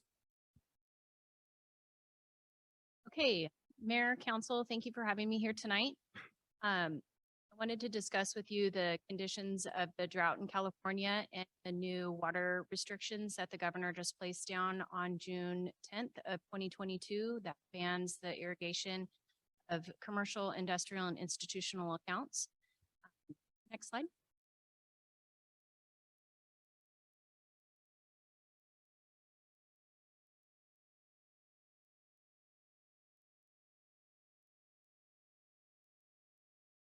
So here's a beautiful picture of California, awfully red.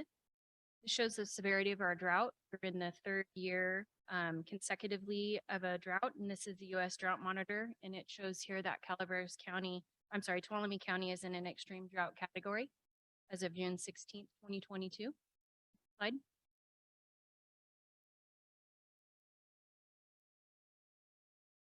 Our precipitation varies pretty widely in California depending on the seasons and the water years. Precipitation for the water year of 2022, you can see here that, we really only receive about 13 inches per year on average. And this graph is from the California Department of Water Resources. The graph shows the annual precipitation for the current water year that we're in of 2022. The total measure precipitation in the bright aqua blue color is compared to the average precipitation, which are the darker bars. This shows how little rain that we've received this year. October looks pretty promising and December definitely looked very promising, but that was pretty much it. So next slide. An example of a wet year. This is water year 2017. California has a history of a very few dry years followed by a very wet or major flooding. This is an example of the last year we had in 2017. The annual precipitation totals are in yellow compared to the averages were the dark blue bars. 2017 shows how much precipitation we can receive in an extremely wet year. These wild fluctuations between drought and flooding make it very challenging for water managers to predict the future and plan for water storage. Next slide. These are our reservoir conditions throughout our state. The Department of Water Resources tracks the reservoir levels throughout California. At the left, you can see that some of the reservoirs are in pretty good shape, while others are only about half full. To the right, you can see the reservoirs that are in our neighborhood. New Melones is 34% full. Leclerc is 42. Don Pedro is 66% full. The snowpack this year is our major issue. We had very, very little snowpack. This leaves very little snow to melt throughout the spring and the summer months, which recharge our reservoirs. And as the summer heats up, that water just continues to diminish. Slide. The Tuolumne River watershed and surface water. As it currently stands, the Tuolumne River watershed is in the midst of the third consecutive dry year. The watershed has only received 67% of its annual precipitation, which is about 20 inches. And this is up in the mountains and in our entire watershed, just not here in the valley. Current projections for the 21-22 water year are in the 19th driest year on record for the Tuolumne River. However, compounding effects of consecutive dry years have placed the 2020 to 2022 period as the third driest on record. The TID Board of Directors have reduced the water available to TID growers. A normal growing year gives them 48 inches. In 2020, this was reduced to 42 inches. In 2021, 34 inches. In March of 2022, the irrigation season started and the growers will only have 27 inches available this growing season. This is nearly a 45% reduction from the normal 48 inches. In the drought of 2015, 18 inches were available for TID customers. When the water restrictions come to this, the TID and surface and farmers that don't have the surface water to rely heavily on our groundwater supplies and pump a significant amount of water. This compounds the problem by reducing our groundwater supplies. Next slide. The Turlock Subbasin and the West Turlock Sustainability Agency. The City of Ceres is a member of the West Turlock Sustainability Agency and the Turlock Subbasin. The West Turlock Subbasin is not an overdrafted basin, not critically overdrafted. However, the basins to the north, south, and east are critically overdrafted. An overdrafted basin is one where the groundwater has been pumped to a critically low level. Overdrafting an aquifer is caused by groundwater pumping that's not sustainable. Groundwater is the only way to recharge the aquifer, and this is done by precipitation, percolation, and artificially through on-farm field flooding and other means such as recharge projects where they percolate water back into the groundwater supply or even pump it. Water will also flow underground in many cases, not in the most logical direction. Subsurface water flows do not adhere to basin boundaries, which means water from the Turlock subbasin can flow into critically overdrafted basins to our neighbors and vice versa. Under the city of Ceres, the groundwater actually flows from south to east, not from the west to east like you would think. Next slide. The dry well program in Stanislaus County. The West Turlock GSA covers all of Tuolumne County and parts of Stanislaus and Merced County. The Department of Water Resources has a dry well program to track and assist our rural well owners who suffer issue with their wells when they go dry due to drought conditions and groundwater overdraft. Rural Tuolumne County has seen 5 dry wells reports since the beginning of 2021. Our critically overdrafted neighbors have seen quite a few more. Between now and between 2021 and now, Stanislaus County has 19 dry wells, while Merced has 56. So to reassure all of you, the City of Ceres Master Plan estimates that we have 3,258 million gallons per year of sustainable pumping. In 2021, we pumped 2,151, quite a bit under that number.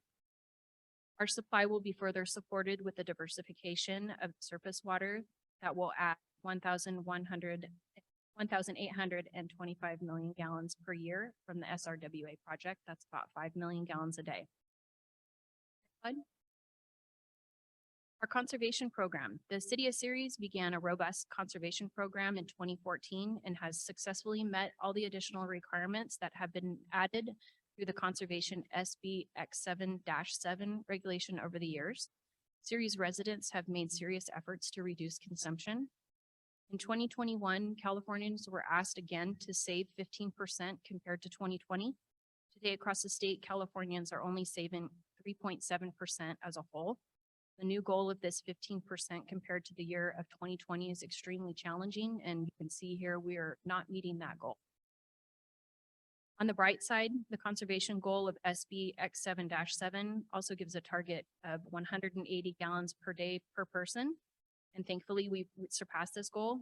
We actually did this in 2014. Our gallons per day per capita was 144, and in 2021, it's 120.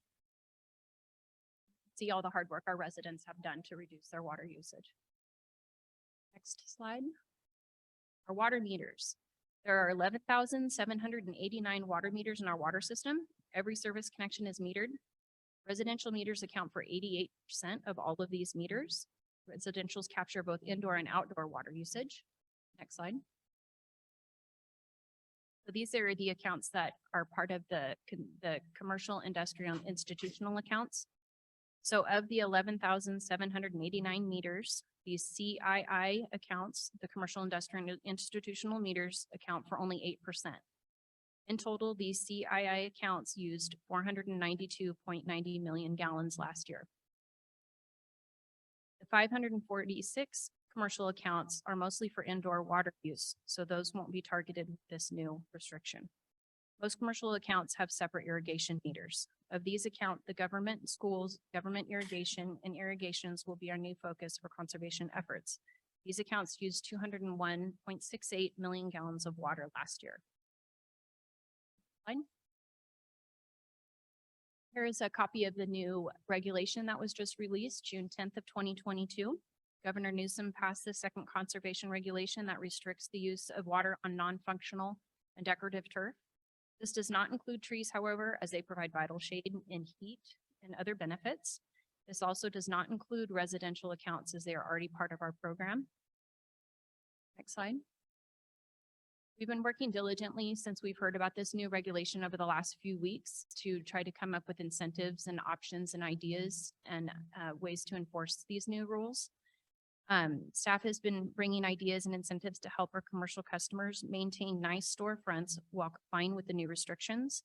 Today, the city offers rebates for commercial accounts. We offer $1,000 for 1,000 square feet of turf removed and replaced with drought tolerant landscaping. Of course, there's a process to this, so please reach out to the city if you're willing to do this so that your application will be approved. Other incentive ideas include offering discounted or free compost for new plants and discounted or free bark to help hold moisture in around these plants, trees, and shrubs.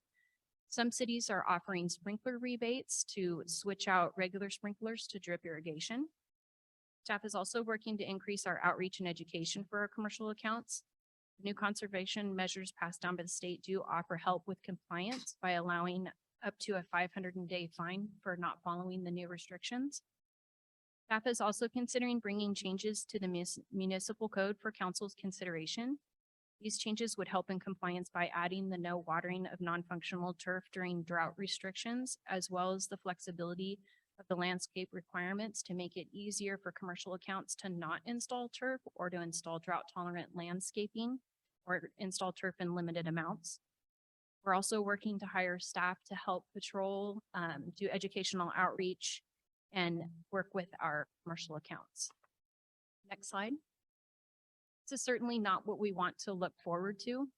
There are many ways to convert dry grass into beautiful landscaping. Next slide.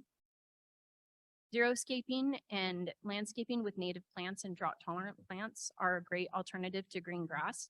These landscapes you see here may only need 1 day of watering or possibly 2, depending on the time of year. Next slide.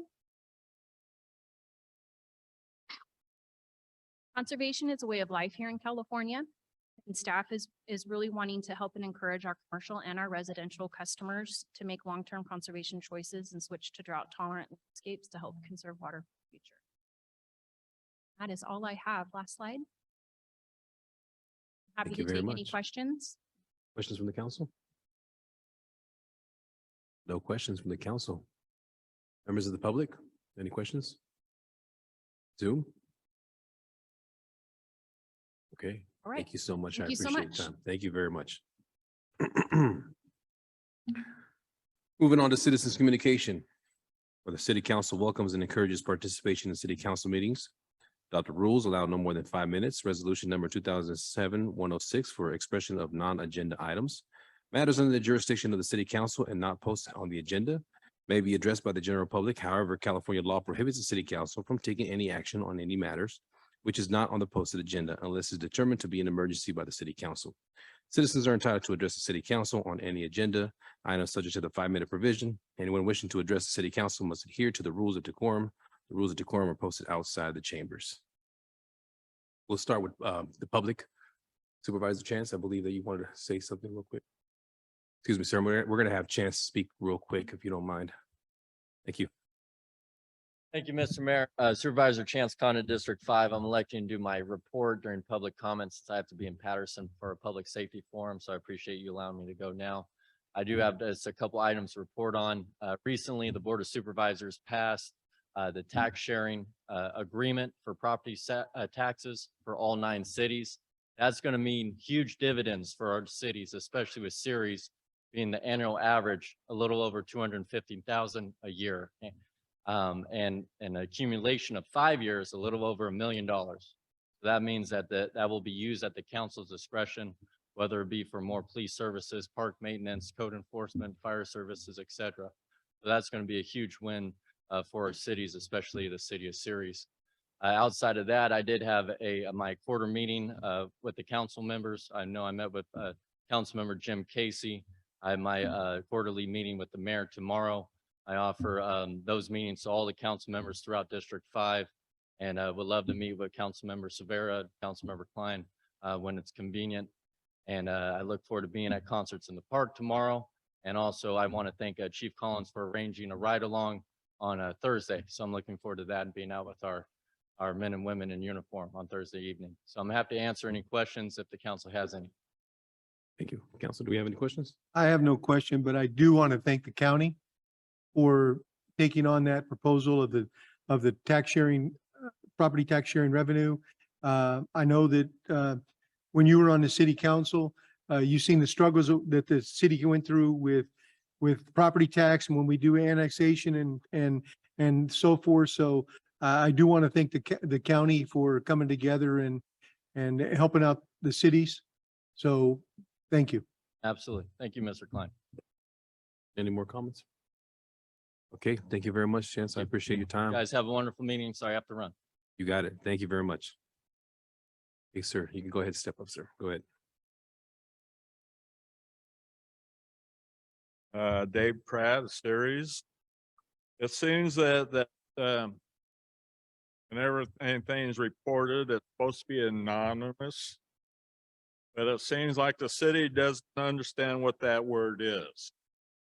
They seem to have a habit of naming names, which causes resentment in neighborhoods and offenses, louder music and faster and squeakier cars. Right now, my neighbor's mad at me and I'm so down on her list, it'll probably take me a while to dig out of that to find out that she won't talk to me. So I'll talk to her husband, see the whole story. And to that effect, I think you need to quit planting trees on corners and over sidewalks. If you're not able to keep upkeep instead where there are hazards, you're constantly hiding street signs and road signs, and the trees hanging over the sidewalks are. I get tired of getting slapped in the face with a lot of the limbs, and some of them are getting so thick that if you're not careful, they could put out an eye or stab you in the face. Cities don't, homeowners don't, they doesn't, Caltrans doesn't. Keep up they're constantly planting trees and bushes where they shouldn't be and not taking care of them. I'm constantly going down the freeway and a lot of signs are hidden by bushes and stuff. I realize that it's a lot of work, but when you got crews that drive up and down all the time and they don't notice that stuff and report it and get them taken care of, that's a bad sign. So I'm telling you right now, any more construction or anything, quit planting trees on corners and quit hanging over sidewalks. Anybody else? Seeing none. What about on Zoom? No? Okay. Public period is now closed. Any members have any conflicts of interest? Seeing none. Consent calendar. All matters listed on the consent calendar are considered routine in nature and will be enacted by a single motion unless otherwise requested by an individual council member or public for special consideration. Otherwise, the recommendation of staff will be accepted and acted upon by a roll call vote. Is there any council members that would like a consent item pulled? Seeing none. Is there any members of the public would like an item pulled? 7 and 8. Thank you, sir. Get a motion? Move to approve 1 through 6 and 9 through 17 on the consent calendar. Roll call, please.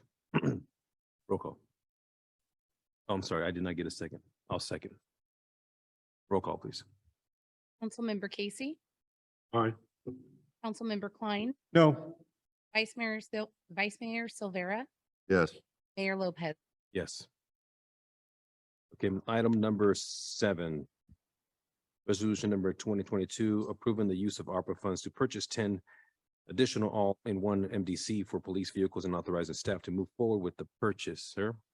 So we'll just do 7 and 8 together. How many Actually, police no, cars? we'll do do you 7 have? first.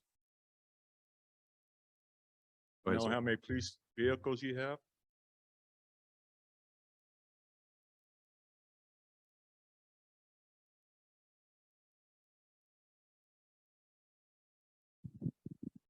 We have active right now about 25 police vehicles.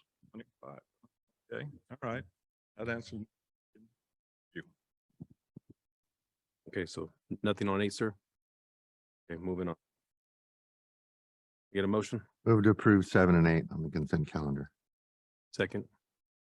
Roll call, please. Councilmember Casey, Aye. Councilmember Klein, No, Vice Mayor Silvera, Yes. Mayor Lopez, Yes. passes 3. no, if I may explain my no votes. Absolutely, Mike. Go I'd ahead. like to do that.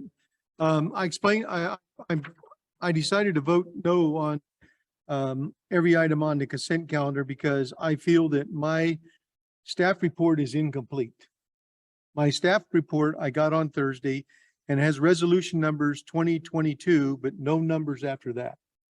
I don't have any numbers. They weren't updated.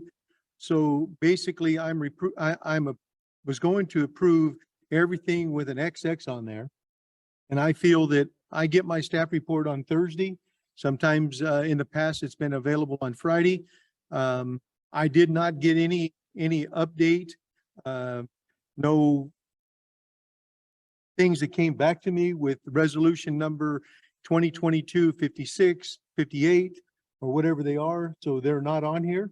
So I feel that I have an incomplete report, and I felt that I could not vote for it with an incomplete report. Since I have to spend, which is part of what I've done, so I don't want it to sound like it's bad, but I pick it up on Thursday. I have 3 or 4 days to read this. The packet was pretty good size this week. I did ask quite a few questions to staff, and I appreciate their answers. But with that being said, I felt my report was incomplete. Thank you, Mike. Okay. Appreciate your comments. Moving on to unfinished business, resolution number 2022-59, approving the electric vehicle charging station license agreement with the Turlock Irrigation District and authorizing the city manager to execute the contract. Mayor, he Yes. didn't handle 8. Mm. He had initially pulled Okay, off. yes, so the motion was only for 7? No, the motion I made was for 7 and 8 and Oh, was I'm sorry. seconded and voted. just- Eliminated. You would ask for it to be. Right, and then he just sat down, so that was probably the reason why. But thank you for pointing it out. Okay, yes, so on unfinished business, Sam? Yes, Mayor, I have, I believe I addressed the question that Mr. Klein was asked at the last council meeting. So, Mr. Klein, if there's any questions that you need me to clarify, I do have a TID representative, Mr. James Charisma, that he will be able to answer any question you have. Well, first, and I do apologize, Sam, because I should have sent you a note on this item because I do appreciate you taking this back, working with TID to come up with alternatives. I went out there and I looked out there and, site 1 or site 2, I believe site 1 looks like it is on the backside of all the handicapped areas. And site 2 is more towards Wells Fargo Bank, which, I think about the Wells Fargo Bank area and site where it would benefit people downtown, people that are going to be shopping or eating at the restaurants or things like that, and then I think about, okay, one time a year we have the street fair, they're there, they're going to be hard to be accessible because of that, but it'd be for one event during the year. I am open to whatever the council decides with either site 1 or site 2. But I do appreciate you coming back and taking it to TID. And I think either site works the best. And it did get it away from the front of the community center. So Sam, I thank you very much for taking that initiative. And I will go along with the will of the council, whether they want to do site 1 or site 2. It'd be great if they do both of them. Well, we have the representative here. Maybe we could Would give you him that mind stepping up, choice. sir? James? Sorry to put you on the spot, but welcome. Good evening. Yeah, at this time, TID is prepared to go ahead with one site. We do feel like closer to the community center is a big benefit. We don't have plans yet for a second, but it is nice to know that we have a second possibility moving forward. Working with Sam and the city's been real easy, so kind of work that out with him. This is approved to move forward. The charging station, is it only for certain types of cars or is it adaptable to like Teslas, for example? So with the way electric vehicle chargers are, Tesla's kind of the oddball out. Okay. Kind of, they have their own connector, but they Right. do sell adapters. And so drivers of Teslas may need to have an adapter, but otherwise the connector will work with all other vehicles. Okay. Now, excuse me, Mayor, Oh, you're fine. okay, we're talking three charging stations, It'll be one pedestal that'll serve two parking spaces. 2 charging stations? Yeah, yeah, it's a. Not, dual port. I'm sorry, but I didn't interrupt you. I'm not talking, it's just not one charging station. We'll have at least 2 charging stations in one location. 2 parking spaces, yes. Okay, no, well, that's, Sorry. I not mean, to I don't get- have an electric car. That's why I'm asking the question. yeah, So you'd you'll be have able to one charge 2 where, vehicles. where we go to 2 different, Yes. okay, thank you. Sounds good. And so the council, I guess we only get to have one, is what you're saying? So either the one closest to Wells Fargo or the one in the middle? It's pretty much what we're talking about here, or do we get to have both? Well, he says currently they just want to put one in there and see how it works out. You know, I just appreciate that, you know, that Sam took it back to TID and that TID worked with the city on it. You know, my first initial thought was on the other side of the handicap spots that are in this south parking lot. But I'm, like I say, with the alternatives, either one, I think downtown would benefit from it quite a bit with the restaurants and what we're trying to do down there. So I can agree with whatever the will of the council is. Is there any way we can pull up the map or is it gonna take too long? Or do you have to pull up the agenda for that? I just appreciate TID taking the time to, you know, work with the alternatives. That just, you know, it's new to us. And I think it's great. We appreciate your TID. So as soon as she pulls that up, I want, that way we can kind of show everybody so we can make a Sure. decision. There you go. See, she's quick. There you go. So site number 1 or site number 2, council members? And we'll actually have the public comment. Any comments from the public as far as location? Go ahead, Mr. Warren. Either one of the locations, Right. but could they expand it to more than 2 vehicles in the near future? With one pedestal, they'd be able to add 2 or 3 additional pedestals to service more cars if needed from the same transformer. Thank you, Mr. Warren.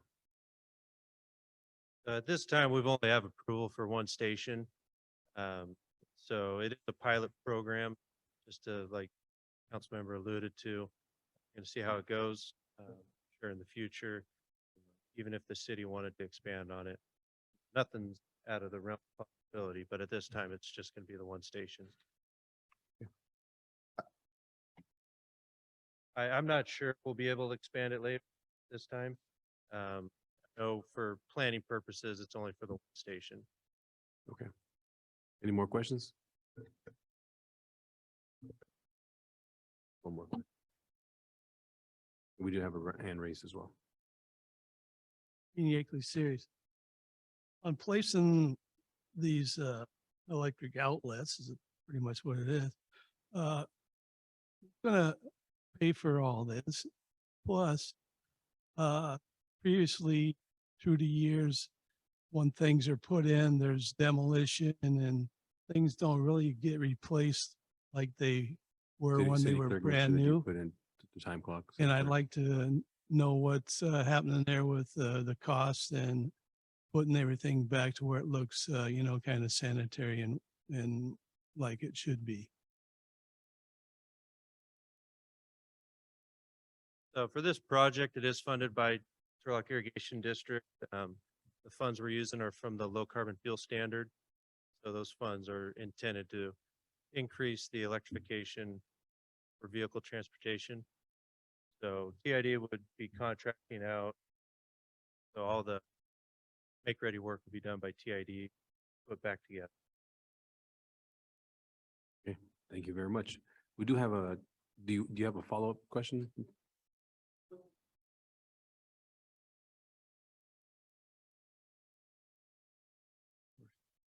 How about this? How about you step up to the podium, just because I want to make sure the public hears what your questions are. Again, we go back to how it looks now compared to later. And he said that a contractor do that. Do we have any examples of previous work from these particular contractors?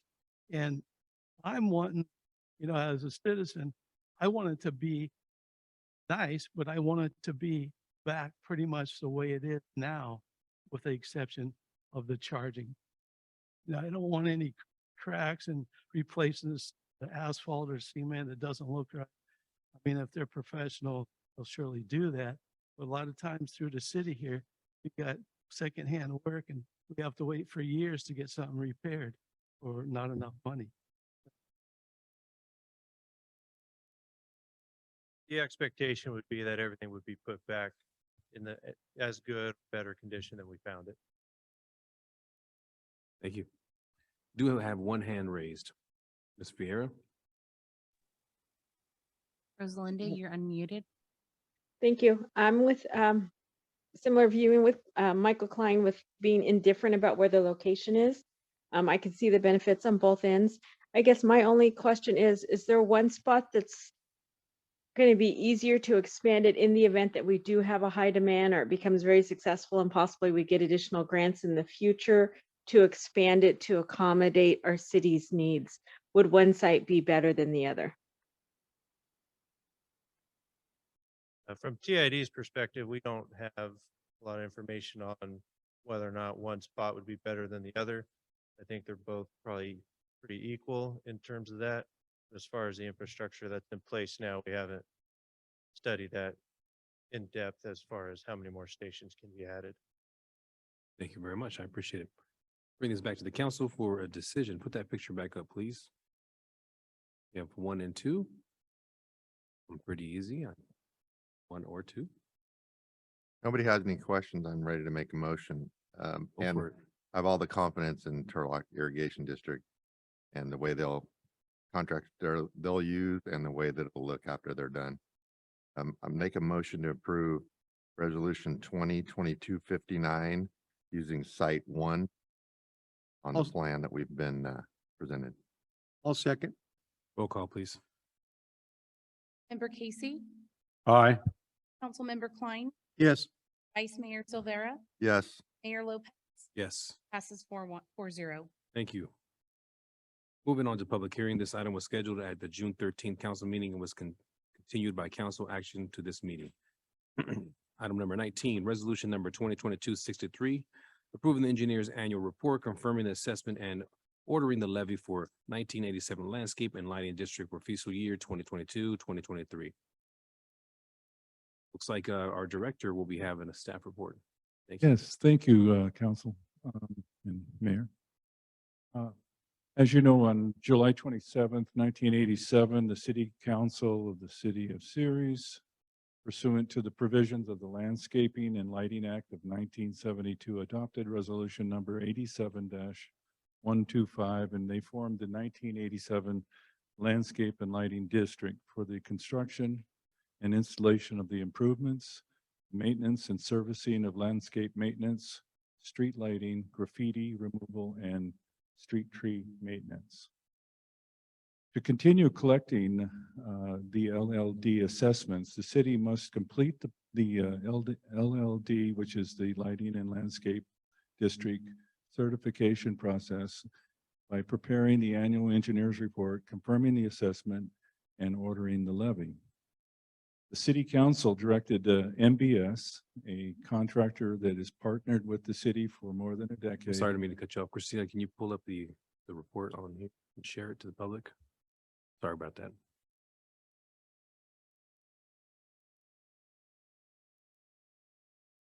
It's not that one. It's the engineer's annual report. We can go to the second page.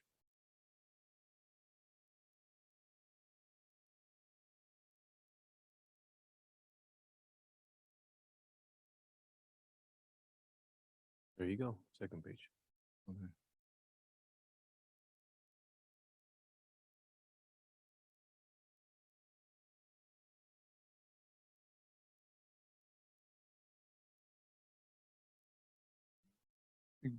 Thanks, sir. You're good. That'd be the second bullet.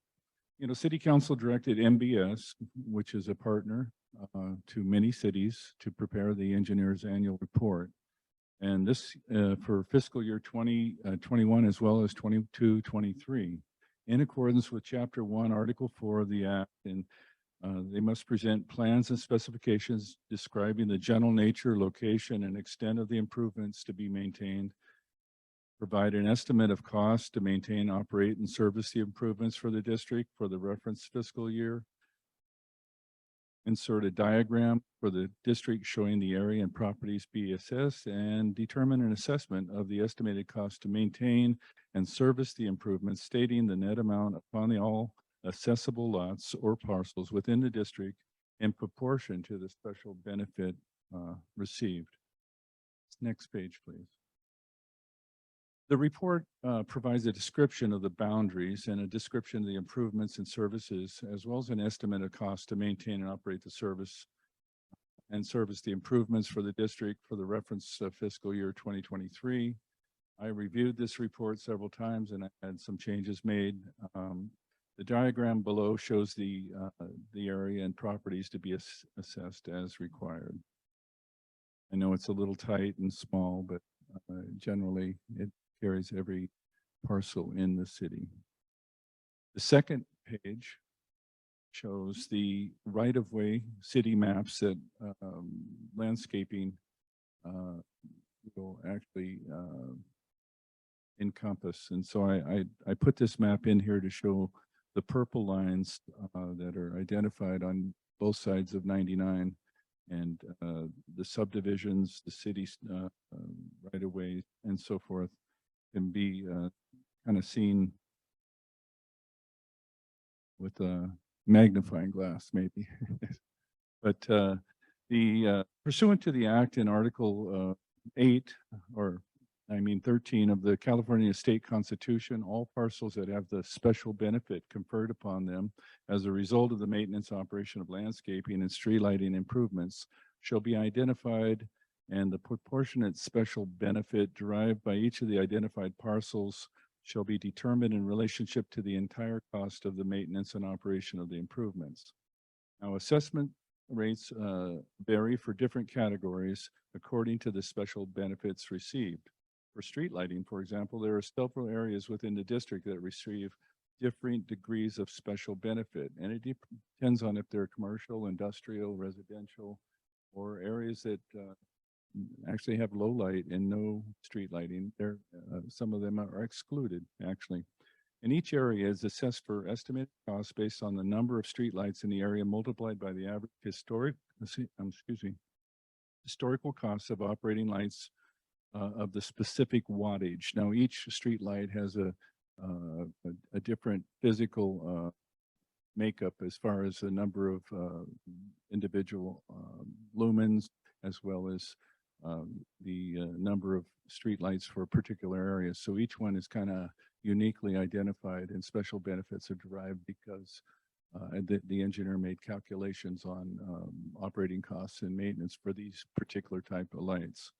For landscaping, the calculation of the special benefit received by the parcels in question are unique in the categories for use and areas served. While there are exceptions, generally most parcels will incur some special benefit from landscaping in the right ways, medians, parks, and subdivisions. For example, if you look at the next slide, right-of-way landscaping, which is the second category down, has 6,458 parcels. The assessment rate per unit or per parcel is 8.56. It utilizes the maximum CPI allowed. The assessment this year for 22-23 is $55,280.48. The budget to take care of this landscaping is $131,996. The district share on that is $61,132.82. And the cost related to leviable parcels is about $70,864.09. Now, that levied parcel is the amount of money that the assessment will actually be compared to. So if you take the budgeted cost for leviable parcels at $70,864 and you subtract the assessment that is coming in, and that's on, I think, the fifth column at $55,280, you're going to receive a shortage of $15,583. Now, bid proposals that we received for the city this month carried approximately 5 cents per square foot for approximately 1.3 million square feet of right-of-way landscaping, or approximately $75,000.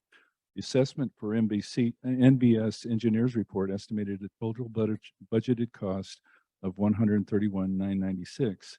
And with that assessment of $55,280, the cost related to livable parcels of $70,084, we're going to get that shortage. In fact, the shortage is going to be over most of the categories.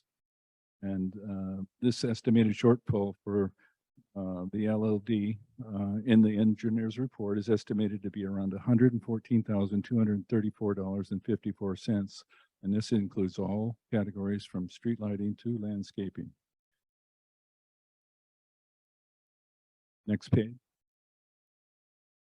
And this is actually the assessment that is in the report. And you can see that there are some rates that are fixed and some rates that are designated with the maximum. And that means that it can be rated according to this, the CPI and increased on an annual basis.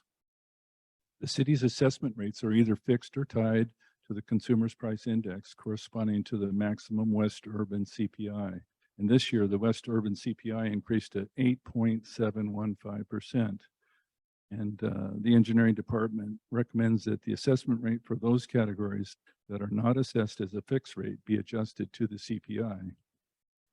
And finally, the staff recommends that council approve the resolution adopting the annual report, confirming the assessment and ordering the levy for the 1987 Landscape and Lighting District for fiscal year 2023. Now, it opened to questions. I'll bring this back to the council for questions. No questions? The public hearing is now open. Any members of the public have any questions? Seeing none. Anybody on Zoom? Public hearing is now closed. Bring it back to the council. Move to adopt resolution 2022-63. Second. Roll call, please. Councilmember Casey, Aye. Councilmember Klein, Yes. Vice Mayor Silvera, Yes. Mayor Lopez, Yes. passes 4-0. Okay, thank you. We'll now adjourn to a 5-minute recess and we'll be back in 5 minutes.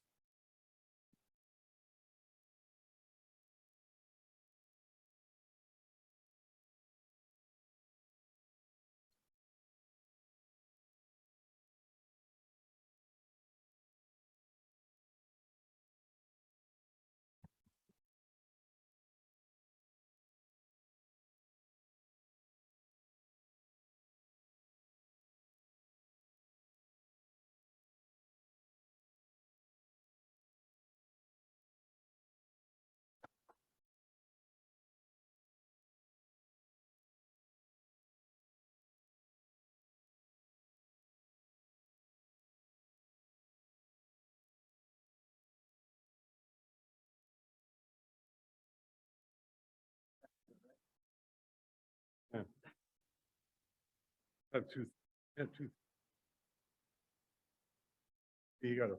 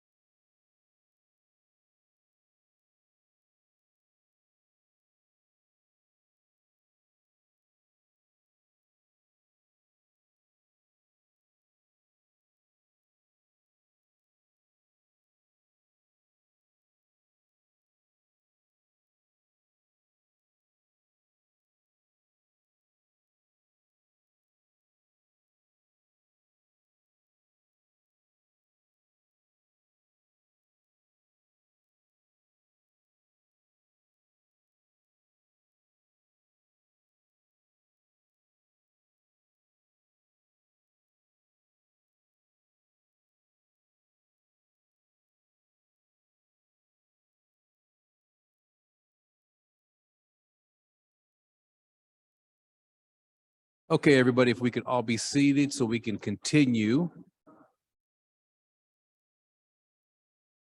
Do I have to raise my coach's voice? Everybody sit down, please.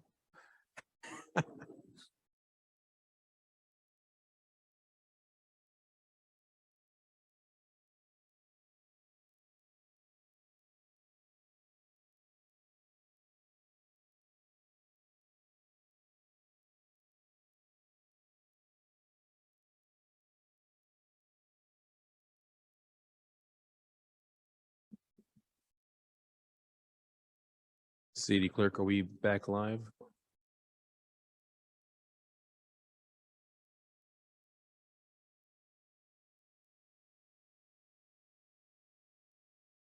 Ladies, are we live on Zoom now?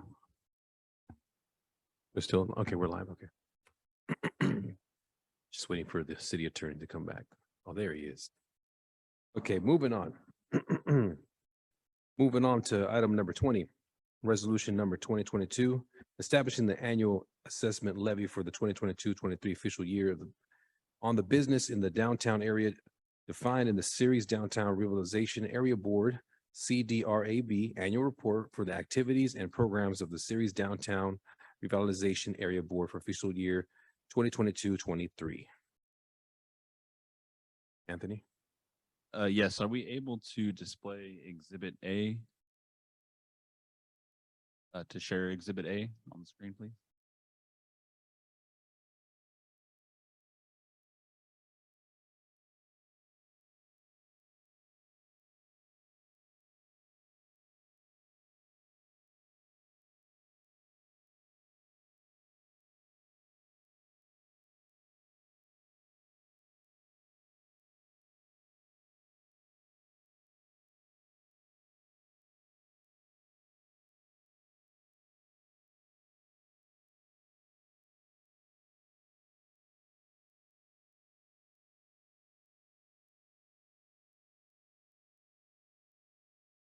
Thank you. Good evening, Mayor and Councilman. Anthony Sims, Economic Development Manager for the City of Ceres. The item before you tonight is a resolution to establish the annual assessment levy for the 2022-23 fiscal year on businesses in the downtown area defined in the Ceres Downtown Revitalization Area Board, known as the CDRAB Annual Report for activities and programs of the Ceres Downtown Revitalization Area Board for fiscal year 2022-23. At our last city council meeting on June 13th, 2022, City Council had approved the CDRAB annual report and set a public hearing for tonight, June 27th, 2022, to consider approving the levy assessment on all businesses located in the Ceres Downtown Revitalization Area for CDRA activities and projects. Also note that the levy and assessment for fiscal year 2022-23 is to stay the same as previous years. Again, no increase is proposed for this levy and assessment. A little history on the Ceres Downtown Revitalization Area. The Ceres Downtown Revitalization Area was formed in 1989 by the downtown businesses owners themselves as part of a parking business improvement district. Its purpose was to generate revenue to assist in the maintenance, upkeep, and revitalization efforts of the downtown.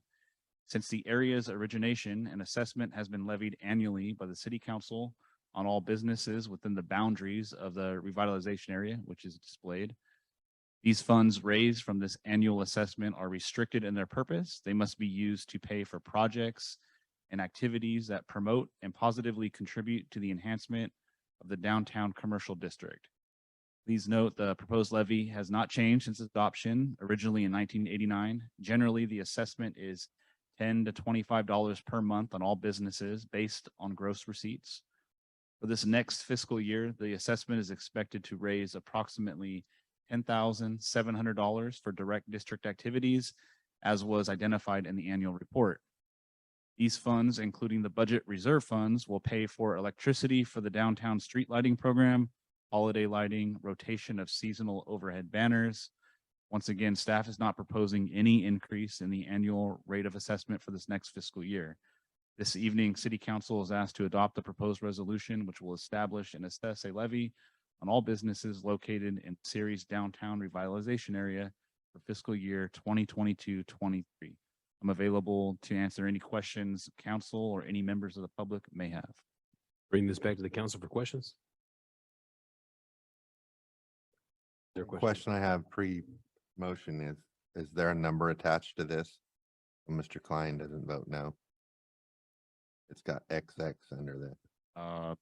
I apologize. It was submitted and normally I get a number assigned to it afterwards. Sorry.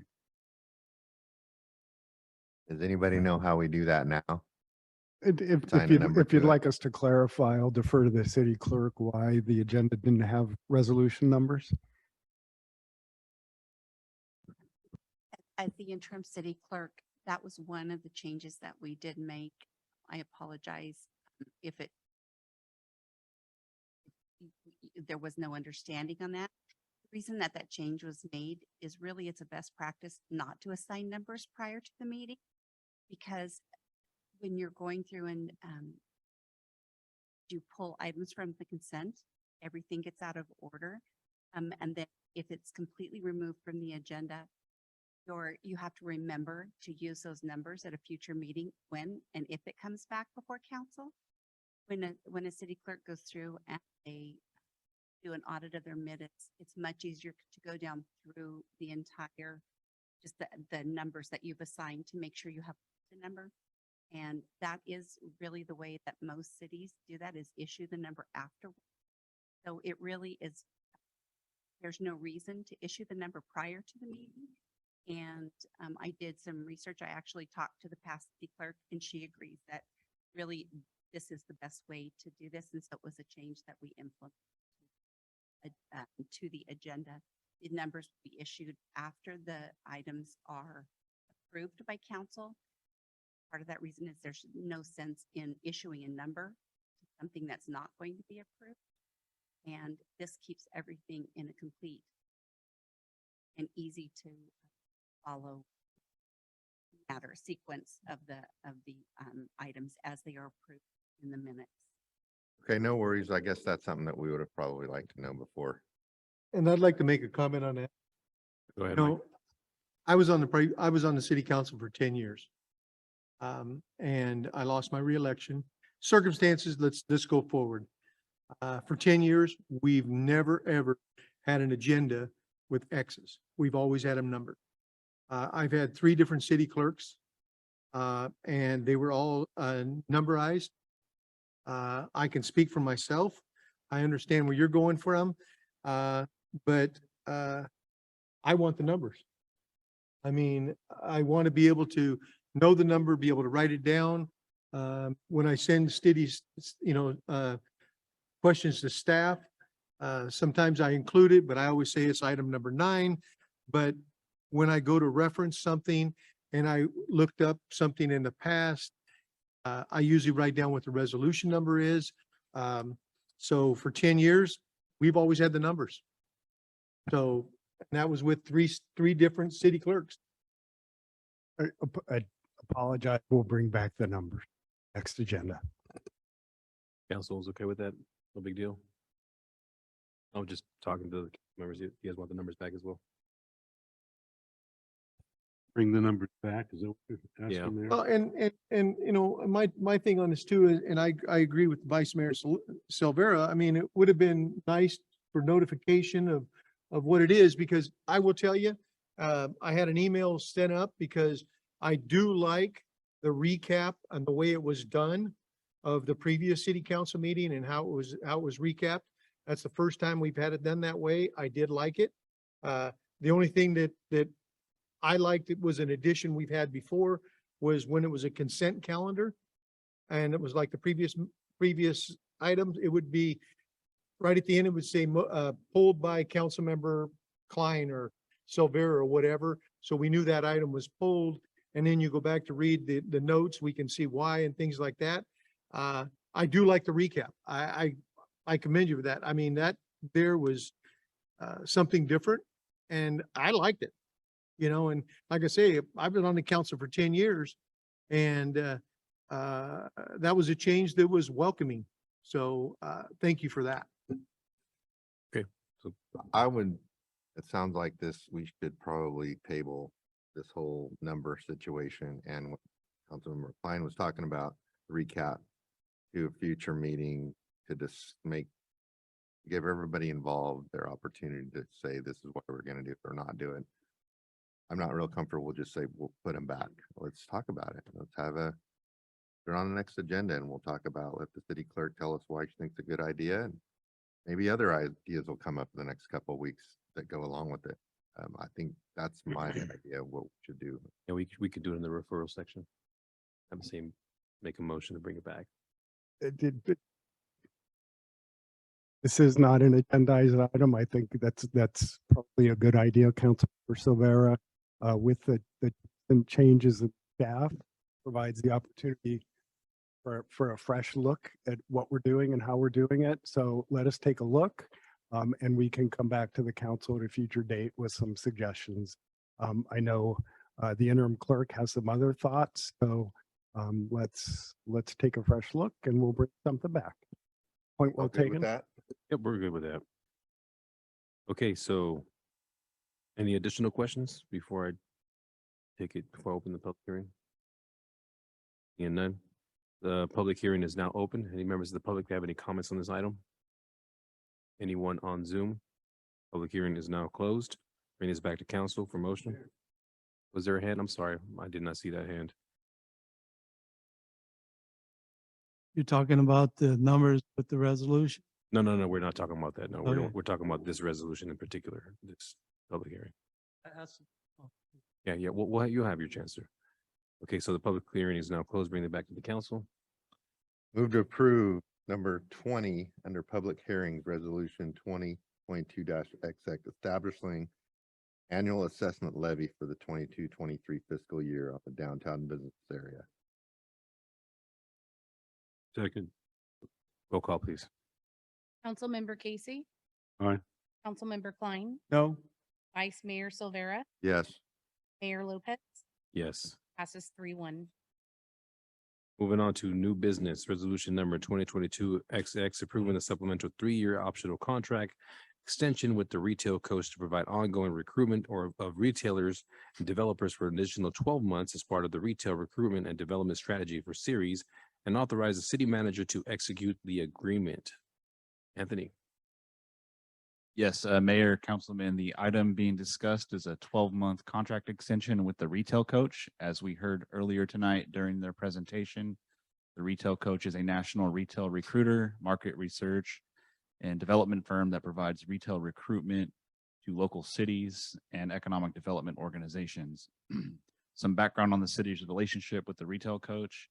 We've utilized them for the past 2 years. The cost of this 12-month extension is $25,000. These funds have been budgeted in the fiscal year 2022-23 budget authorized by City Council in June of 2022 in accounts 58 and 59, the redevelopment funds. So this has no impact on the city's general fund. Recently, the retail coach, as I mentioned earlier, they've been trying to recruit retailers and franchises for the old Walmart site, Rancho San Miguel area on Hatch Road, as well as the Gateway Center. In recent months, they've been to retail conferences in Monterey as well as Las Vegas, discussing our community with retailers and franchises. As they discussed earlier, some of the other retailers they recruited in Ceres in the past were Harbor Freight, Chicken franchise, and they've also visited other retailers and developers as well. Currently, they've also assisted the city's economic development department in attracting potential businesses as well to Ceres. Our economic development department was recently introduced to 2 franchises that were interested in coming into the Mitchell Road area. The retail coach has provided us feasibility studies, which contains data that can help recruit these franchises to our city. Also, they're willing to participate in the introductory meetings as well to assist us in securing these potential franchises for our communities. Other reports that they provided to us have been leakage reports, gap analysis reports. And again, if there's any questions, please let me know and I'll answer them to the best of my ability. Also, questions? Yeah, before I make a motion, I would like to see potentially quarterly reports with very specific information from the retail coach on what businesses they've actually brought here with their recruiting services, what businesses they've assisted the developers with giving information. Something that's a little more clear. We understand what their goal is and what they do. I would like to see the results of that, possibly quarterly. Yeah, at the moment, we do monthly reports to them. I think that would be feasible too, to do quarterly reports and be able to get those for you. Well, if I may, add to that, because, when they provide these reports, sometimes it's sensitive information. I know when the city of Patterson went after Amazon and Granger and all those other warehouses, there was only a couple of individuals that were privy to what was going on.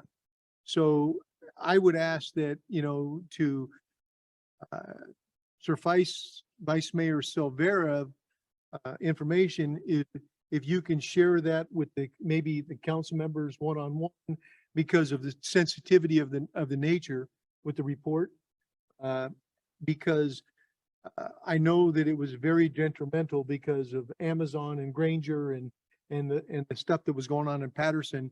And I'm sure the city attorney can verify the things I'm talking about, that we don't want the possibility of some of that information going out and another city come in and offer them something that could be detrimental to us. So, but I am like Vice Mayor Silvera, I would like that stuff shared with me, because being a lifelong resident here, there might be things that one of us can do to help assist it.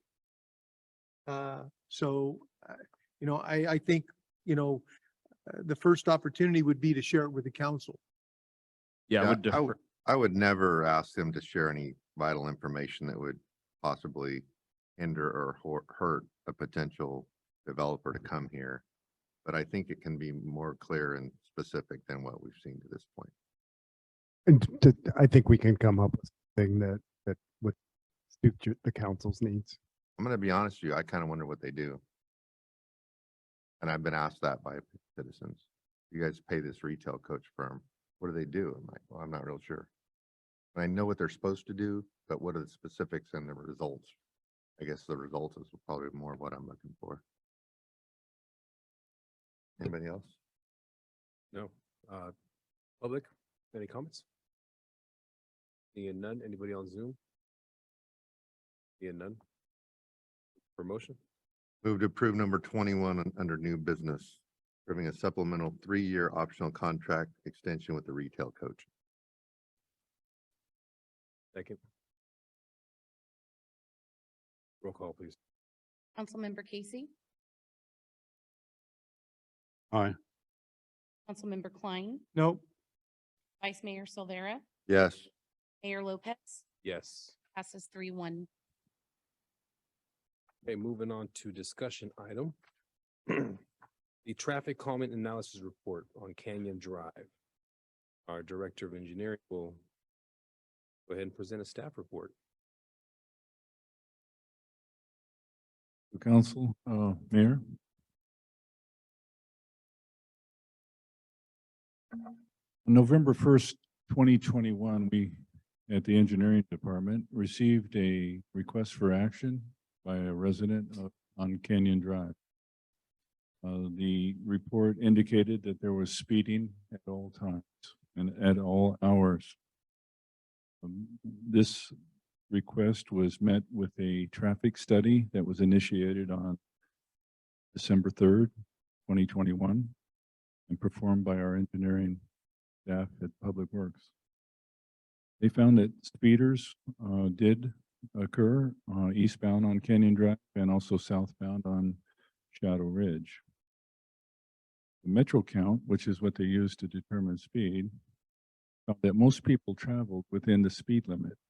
However, there were a few reckless drivers that were identified with speeds of over 50 miles per hour.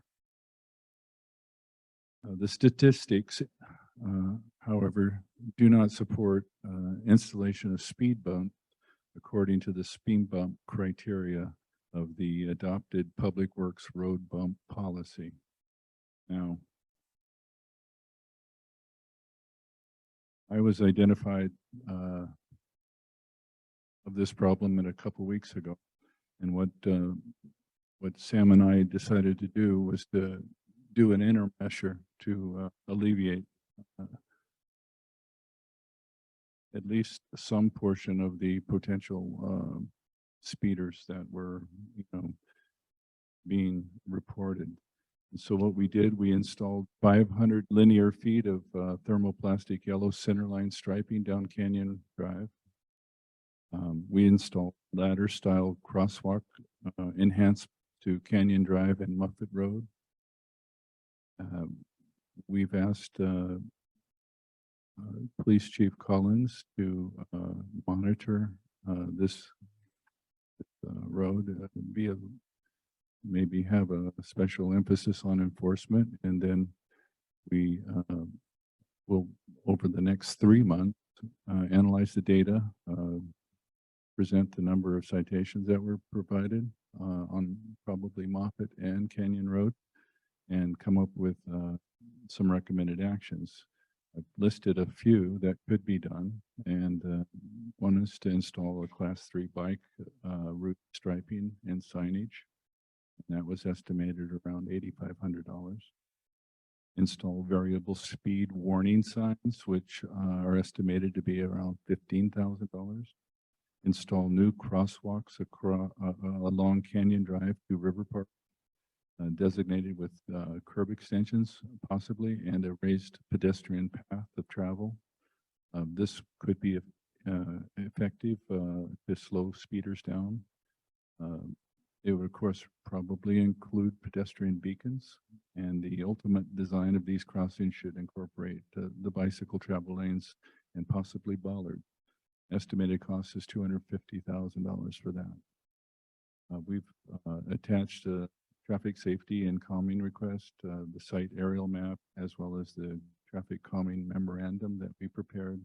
And we're not recommending anything, as we've already taken interim actions immediately today, and but we are looking for direction from the council. Do you have any photos of what you did? I do have photos. But not- and but not I over will- here. I don't have them. I just took them and I didn't get a Okay, no chance to worries. download them, but it's it could be put on the webpage or sent to you tomorrow or tonight Something if I can get back to the an office. email to the council would be nice as far as those photos are concerned. Okay. If we, if the website would. Mr. Mayor, Council. Go ahead, sir. our street staff did stripe the Canyon and Moffett today. So they were, that was today? yeah, it was Okay, I done got you. today. So that's why we Okay, don't that have the makes sense. pictures.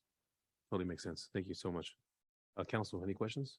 Yeah, well, I attended the Don Pedro workshop the other day.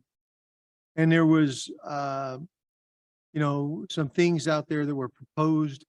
And that was these new speed. Sam, help me out with what they're called. Pardon? Cushions. Speed cushions. Yes. Okay. I mean, I travel down Don Pedro more and I'm over there on Canyon. And I don't know the extent from one end to the other. But I'm looking at, are those things a possibility? I mean, right Yes. now, there's no schools in play. There's nothing like that. But once school gets into play, things change drastically. It's just like over there off of a Fowler Road going out towards Sambon. Once the school's in, you have all these parents that are picking up their kids. You got teenagers that are driving back and forth to school. The whole concept changes. So for the next 2 months, things are going to be a little calmer. So can you see what the cost of those are and see maybe what we can do? Yes. The city manager, I was discussed that today, and definitely speed cushions could be possibility. I think that they're a good alternative to speed bumps or speed humps. And we'll define whether or not one or two or more could be utilized, but I don't have a price on them yet. I will get a price. And the way I'm looking at it right now is if we can at least get those speed cushions in place in an area to see what the effectiveness is, and we can see how viable they are. And then it gives us an idea. But we can talk about it all we want, but until we get them in place, that's going to be a whole new game changer. And I think that we really need to concentrate on what we can do now before, shoot, I think school starts back the second week in August. Okay. You know, so if we can have something that we can come back with and say, hey, because I know 3 years ago, they were talking about doing some stuff and they did some, before you were here, Sam, some speed assessments on Caswell over by the Seventh-day Adventist school and stuff like that. Well, they did all the assessments in July when school's not even in play, you know, so that makes a whole bunch of difference. So, you know, I really like to see, you know, something being a little bit done and have something in place by the time school starts. Thank you for your direction. Thank you very much. Any more questions from the council? It's more of an informational item, correct? Any questions by the public? Step on up, sir.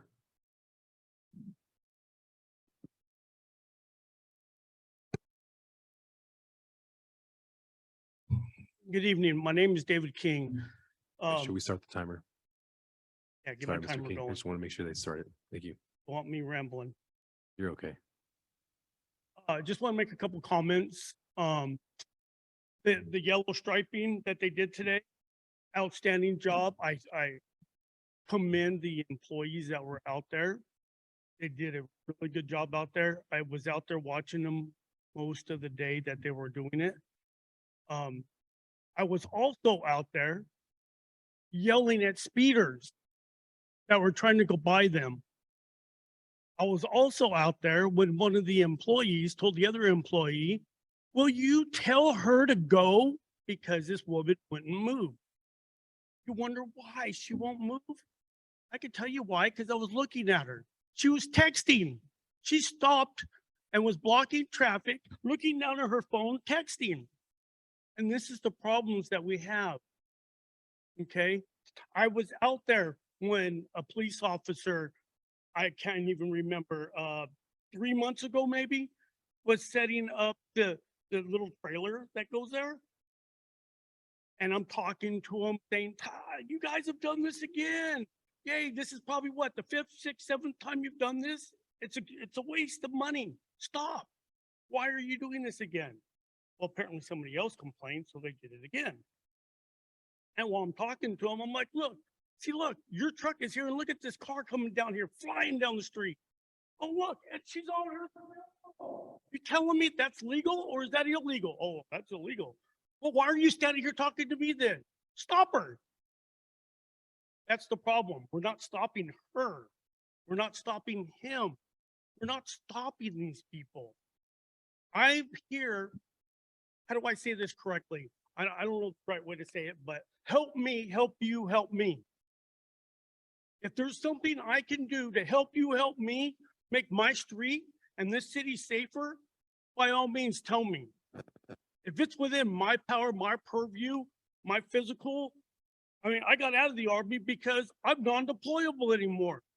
I'm not allowed to carry a gun and go shooting and do the whole stuff I did while I was in the Army. So I got out. But I'm here. We have what, 4 given police officers on the street at any time? Is that a correct statement? Approximately 4, maybe 3, 4? In the whole city? That's true. It varies between 3 to 8, depending on what Okay. shift it is. That's disgraceful. They need our help. We need police officers on the street. Okay? It's just another plea of me coming here and asking for help.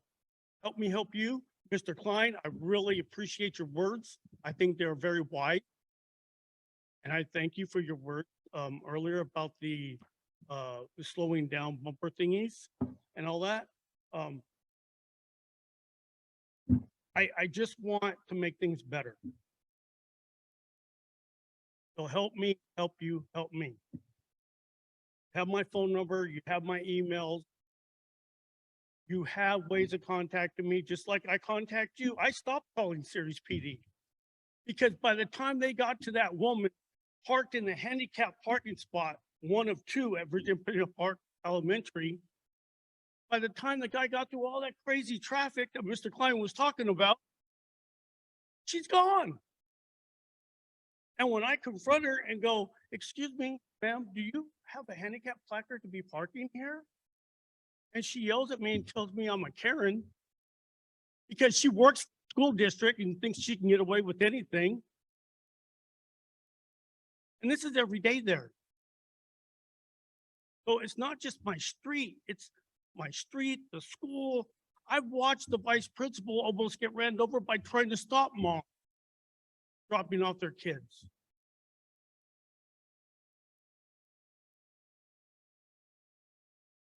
I guess I just wanted to say thank you for what you have done, what you are planning to do. And again, help me, help you, help me. If there's something I can do, please let me know. I want our children safe. I want to live. Thank you. Thank you. I'd like to make a comment. You know, Mr. King, I appreciate you coming to the city council and bringing this up. You know, we're trying to make steps in the right direction. Yes, sir. Okay, you know, when you go to address police officers, we need police officers. I don't know the current status, but I know previously we've had anywhere from 6 to 10 officers. We were down and trying to find police officers that want to come to work. I know a couple of years ago, I talked to the chief. We've had, I think it was 4 openings, 12 people apply, and 10 of them couldn't even pass the background. So it just trickles down as far as what can happen. You know, I currently do not know how many openings they have, but it's also trying to get people back into the law enforcement that want to be in there. And that's some of the problems. I mean, Sheriff's Department has the same problem. Turlock PD, Modesto PD. You know, I think it was Sacramento was setting their goal was to hire 223 officers or something like that the other day. I mean, it's difficult. So, you know, we're trying to go in the right direction. So. I agree with you. And it is hard these days, especially with the things going on in our country, for people to want to be a police officer. I completely agree with you. And to find somebody who is qualified to become a police officer, I agree with you. It's hard. I know it is.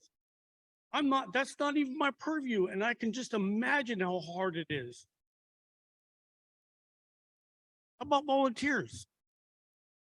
Do you ever get volunteers that you can put on a street corner with a radar gun? Get them certified? Just an idea. Just something to throw out there to think about.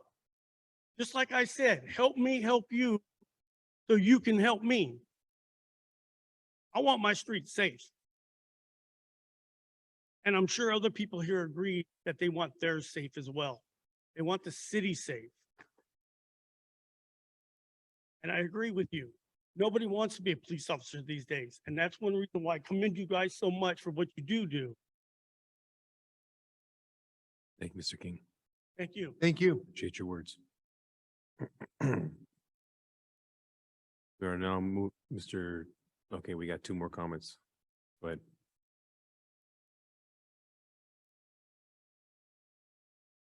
Uniquely on fixing the problem with this gentleman's street. I understand, you start the know, timer, Christina. pardon me? Sorry, sir. I just want to make sure she started the Oh. timer. Go ahead, Spear. You're good to go. I can see the situation that's in other areas too, but especially it's intensified by all the schools. And I think we all know that living here a long time, the traffic and the problems. And as far as the high speed, that's in a lot of areas in the city. But in this situation and some of the other ones by schools, I think a pretty good remedy that can be probably in place rather fast instead of, speed bumps and asphalt kind of bumps and some other issues, which is a long time thing been used for years is bot dots. And you can put those at intervals so they can't gain speed because they know they have to slow down for this bumping part of their automobile. It won't damage their car that I know of, but in the past, some cities don't want to put in speed bumps where you go over them because a lot of the cars nowadays sit rather low to the ground and then it develops damage. But bot dots have been around for a hell of a long time. And I think that's a quick fix and they're permanent. They do come off after time, but adhesive they use stay on there for a long time, and put them at intervals so they know they can't keep speeding or gain speed because they have another set of bot dots to come to. Thank you. Mr. Ward?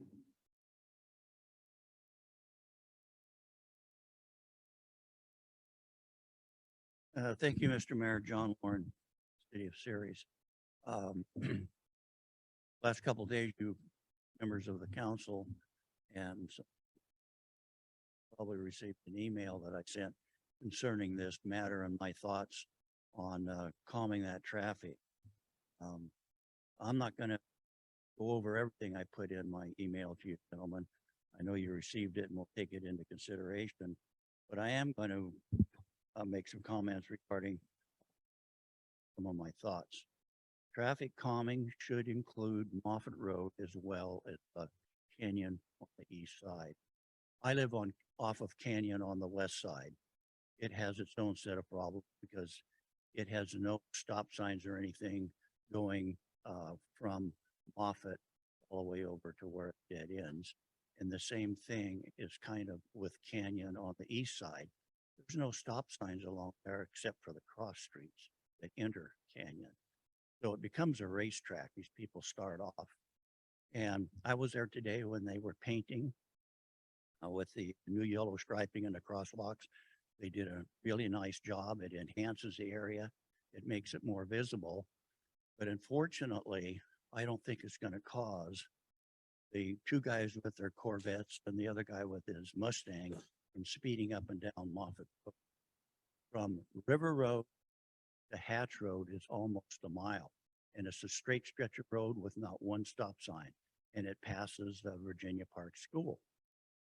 My suggestion would be to make a definition of what this corridor is. And that would include the area that I just described between River Road and Hatch. And of course, Canyon on the east side, and think about the west side at maybe at another time. But near term, it includes stop signs at the following locations. Three-way stop sign at Park, River Park Drive and Moffett.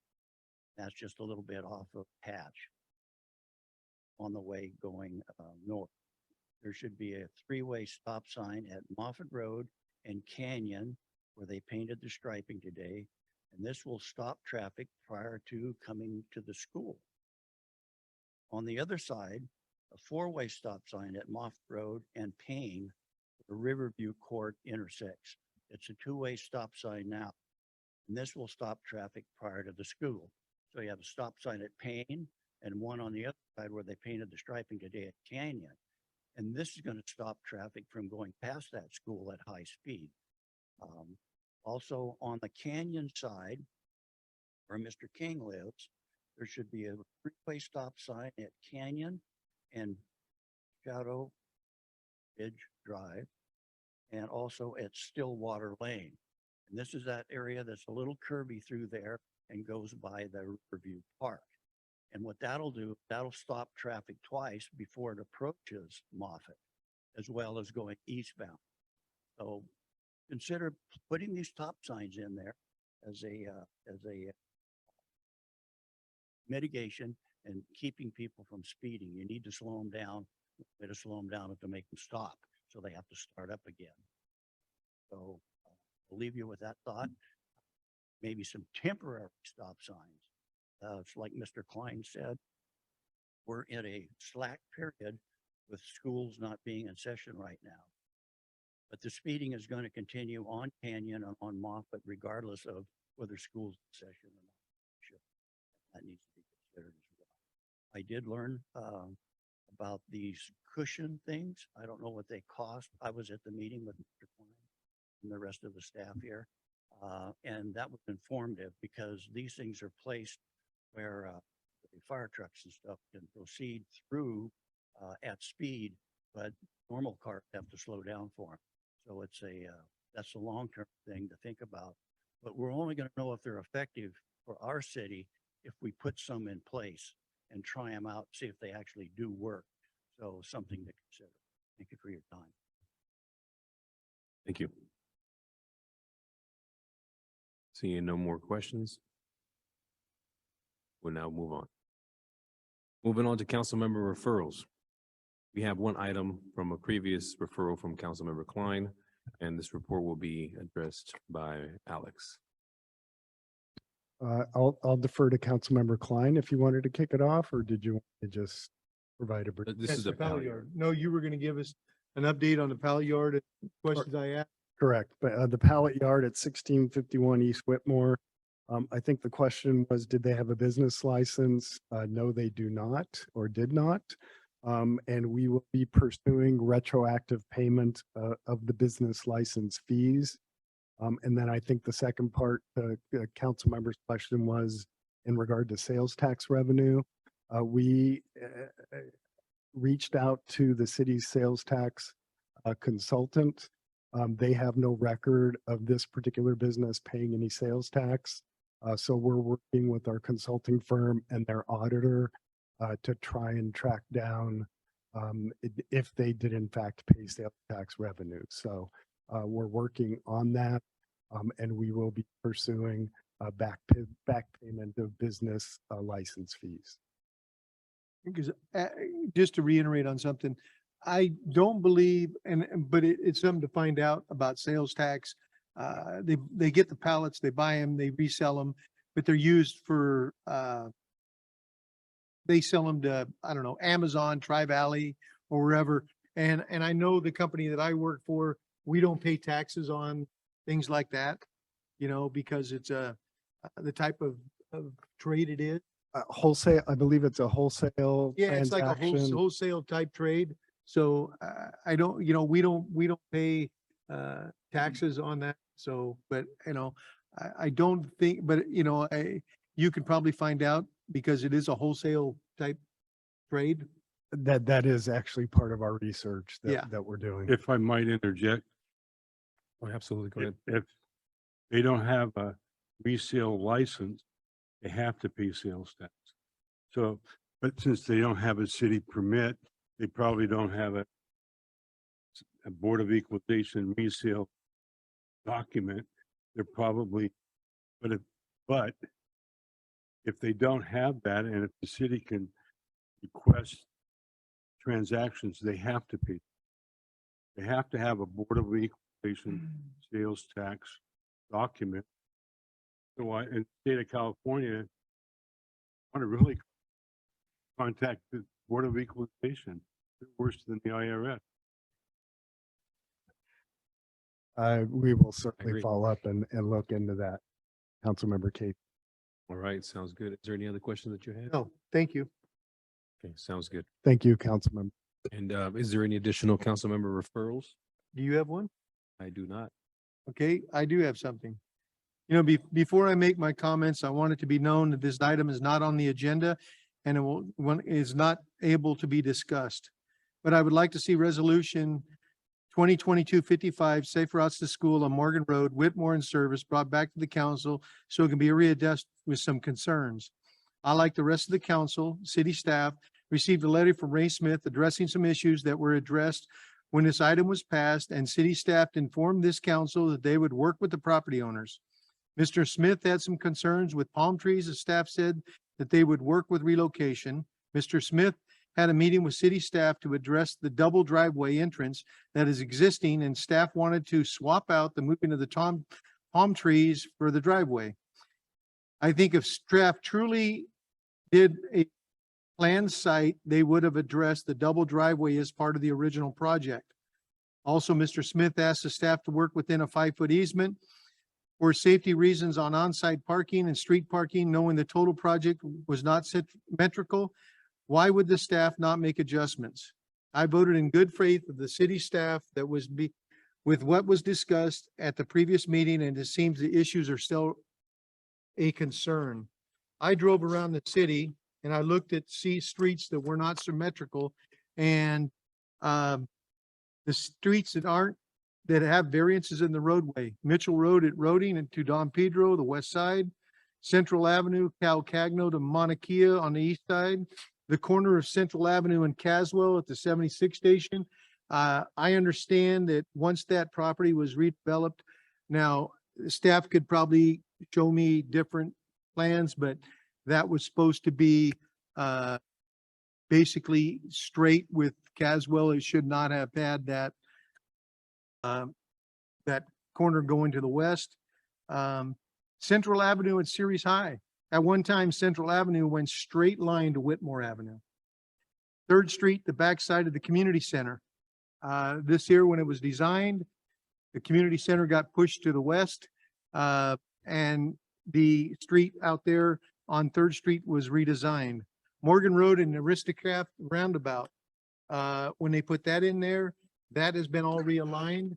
So with that, I would ask that we bring resolution 2022-55 Safe Routes to School back to the city council for consideration. I will be on vacation in the first meeting in July. I will not be back until July 25th. Quick question. Was there an issue on funding for that?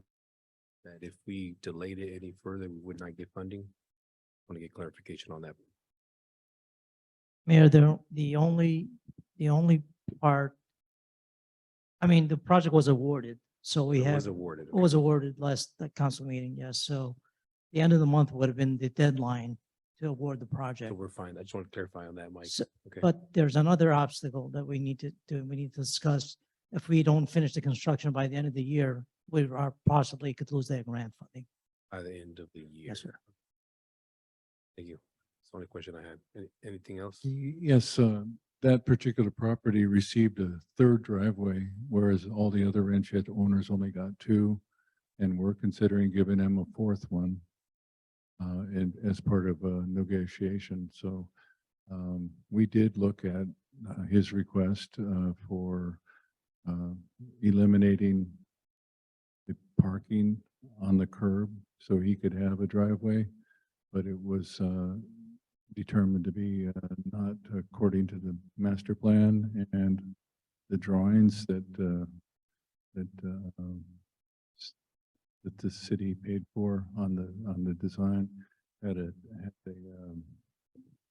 redesign cost that I think would be prohibitive based upon not only the time that they'd have to be done in order to meet the deadline, because we'd have to probably go back and modify the resolution. So I kind of recommend that we wouldn't change the configuration of the street. The master plan shows a barrier installed in the future once that's fully developed and those ranchettes are turned into subdivisions. So I thought we provided a reasonable compromise which stimulated or initiated the response that you're reading tonight. Mr. Mayor, can I add one thing also, ahead. like to Kevin's statement? The California Traffic Commission reviewed and approved the plan. Now, if we to redesign it, it means we have to go back to them again. And I don't think that's a possibility. Okay. What is the will of the council? Well, one other comment, Yes, sir. please, before I turn the mic over is, we talked about utilities also, being there. Over in that area, the Brown subdivision was put in 2008, I believe. Okay, and we had talked about, you know, utilities being, been over there. My understanding that gas is not gonna be included, cable internet is not gonna be included. To me, that is all part of utilities.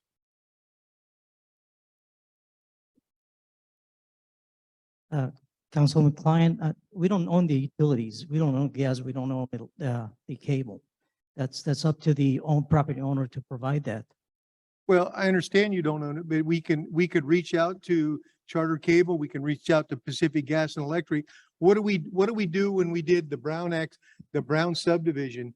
Didn't they reach out to Pacific Gas and Electric and for the gas, and then they reach out to Charter to get all the utilities and everything put in place? I'm not sure, well, I mean, I don't know the history of that Brown Act.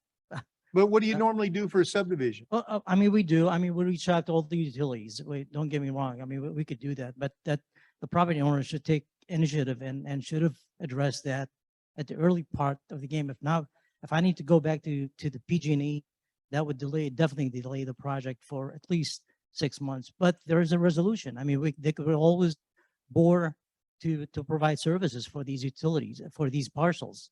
It's not too late. I mean, we could continue with our project. And in fact, I asked my engineers to contact PG&E and Charter, both on this very point. So we haven't heard back yet from them.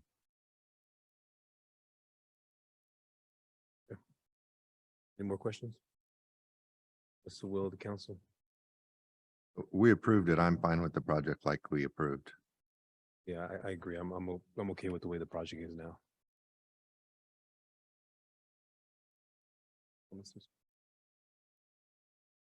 Right. Any additional referrals? My question to the city attorney is, my request, okay? I believe it's 2-2. Yes. Where does it go? 3-3. Actually, Casey, you haven't said anything? Oh, so you are with client. Okay, so it dies again? Yeah. It dies. So it dies? Yeah. Thank you. Thank you, Mr. Klein. Okay, so no, any additional referrals? See, Yeah, I have something. Okay. A few months ago, I brought up the fact that our city hall is substandard for our staff and city staff, and I believe it's time to look at potential for either renovating the building, finding a new place for one, whatever we need to do. Along with that, obviously, is some design work and funding options, and looking for different ways to fund that project. The time is now. That building is substandard, and I would be surprised if any of it is salvageable if we were to move forward. So whatever we need to do, I don't know, Alex, at this point, is there something that we officially do to say we're going to open this conversation and start a process? It's really the pleasure of the council. If the direction is to bring something back, we bring on microphone, bring something back on a preliminary basis to outline what the potential cost might be and what a process might look like if the council desires to move forward with something like that. I'm okay with that. Council? Yeah, absolutely.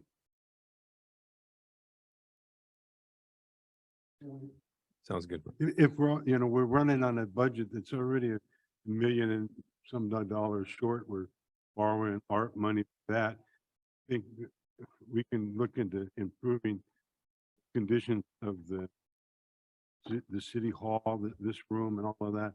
So let's get our budget in. Yeah, Jim, I'm not talking about our budget. There's potentially other funding sources out there from the state and the federal government that may be able to, we may qualify for things like this. All right, thank you very much. Okay, moving on to reports. I have no reports. City Council, I'll start from. Yeah, concerts in the park. We've had a couple weeks of it. It's been fantastic. 250 to 300 people. The next one is tomorrow night from 6 to 8 at Whitmore Park, and we have the next 4 Tuesdays. It's been fantastic turnout, great music, food vendors. So it's been exciting to see the community come together, and we keep getting more and more people every week. So come out tomorrow night. Well, I'm pleased that with Brad's report, and I think that the city can do some things to help our homeless, but other, real pet peeve of mine is communication. The water shortage thing, my neighbor, he's still watering his lawn, talking about my commercial neighbor. Well, the notices were sent to the billing address of the commercial water. So that, their company, that notice went to their billing department in some city somewhere. And they're probably not aware of the condition. Our particular company, where I work, I look at all the mail, and so yeah, I saw it. But I mean, it's communication. Somehow or another, we have to improve communication. We have these three gentlemen that come all the time. Thank goodness somebody shows some interest. Today we have quite a few on Zoom, but the city in general, the general population, they're not aware of things, and somehow or another we have to. Thank you very much. Report, but it is today when we were talking in my office, my faithful worker said, if it's still green next week and our grass is dead, I'm going to call the city, but then I said to her, well, they may not even know about this water issue. So we need to improve communication. Thank you, council member. City manager, any reports? I'll see if I can speak into the mic appropriately. I just want to take a moment to introduce our new city clerk, the new face at the clerk spot. So I want to introduce Fallon Martin. Fallon comes to the city of Ceres with over 18 years of experience in municipal government. She served at the city of Turlock in various capacities, including finance and regulatory compliance. She most recently served at the city of Manteca as the executive assistant to the city manager. We're excited to welcome her and her wealth of knowledge she brings. So please join me in welcoming Fallon. Congratulations. Thank you, Fallon. Did you want to give that 15-minute speech you're supposed to give, Fallon? Hoping more for 20 minutes, but try and keep it down to 30 seconds. Thank you for the introduction. I'm honored and thankful to be serving as Ceres City Clerk, and I look forward to working with council, with city staff, as well as the community. Thank you. Thank you. That's all I have, City Mayor. attorney, No report, Mayor. any department heads? Thank you, Mayor and Council. It's that time of year again, so I'm going to bring it up that our fireworks campaign is getting ready to kick off with our legal fireworks. Our standard reporting will be live going on Friday, July 1st.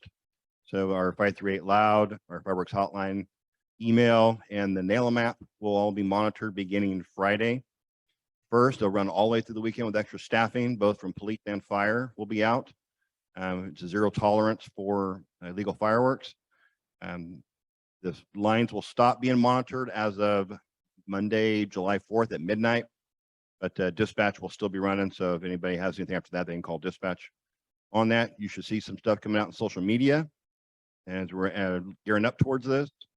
We do have some signs for those that are in the lobby or here, over there. They're for their yard signs for the zero tolerance on the fireworks. We do have some more that'll be over at Station 1. Yep, they'll be over at Station 1.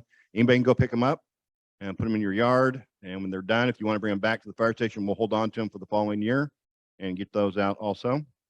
There'll be a burn barrel over at all the fire stations for fireworks. If people want to just surrender illegal fireworks, no questions asked, then come throw them into the barrel and they'll be disposed of. And with that, I'll take any quick questions if you have anything. No questions, sir. Thank you very much. Appreciate All it. right, thank you. Anybody else from the departments? Seeing none. County supervisor already spoke. We will now adjourn this meeting and goes to closed session for a conference regarding liability claims. If there's anyone from the public that would like to speak in regards to the closed session item. And we will return to report out. Thank you.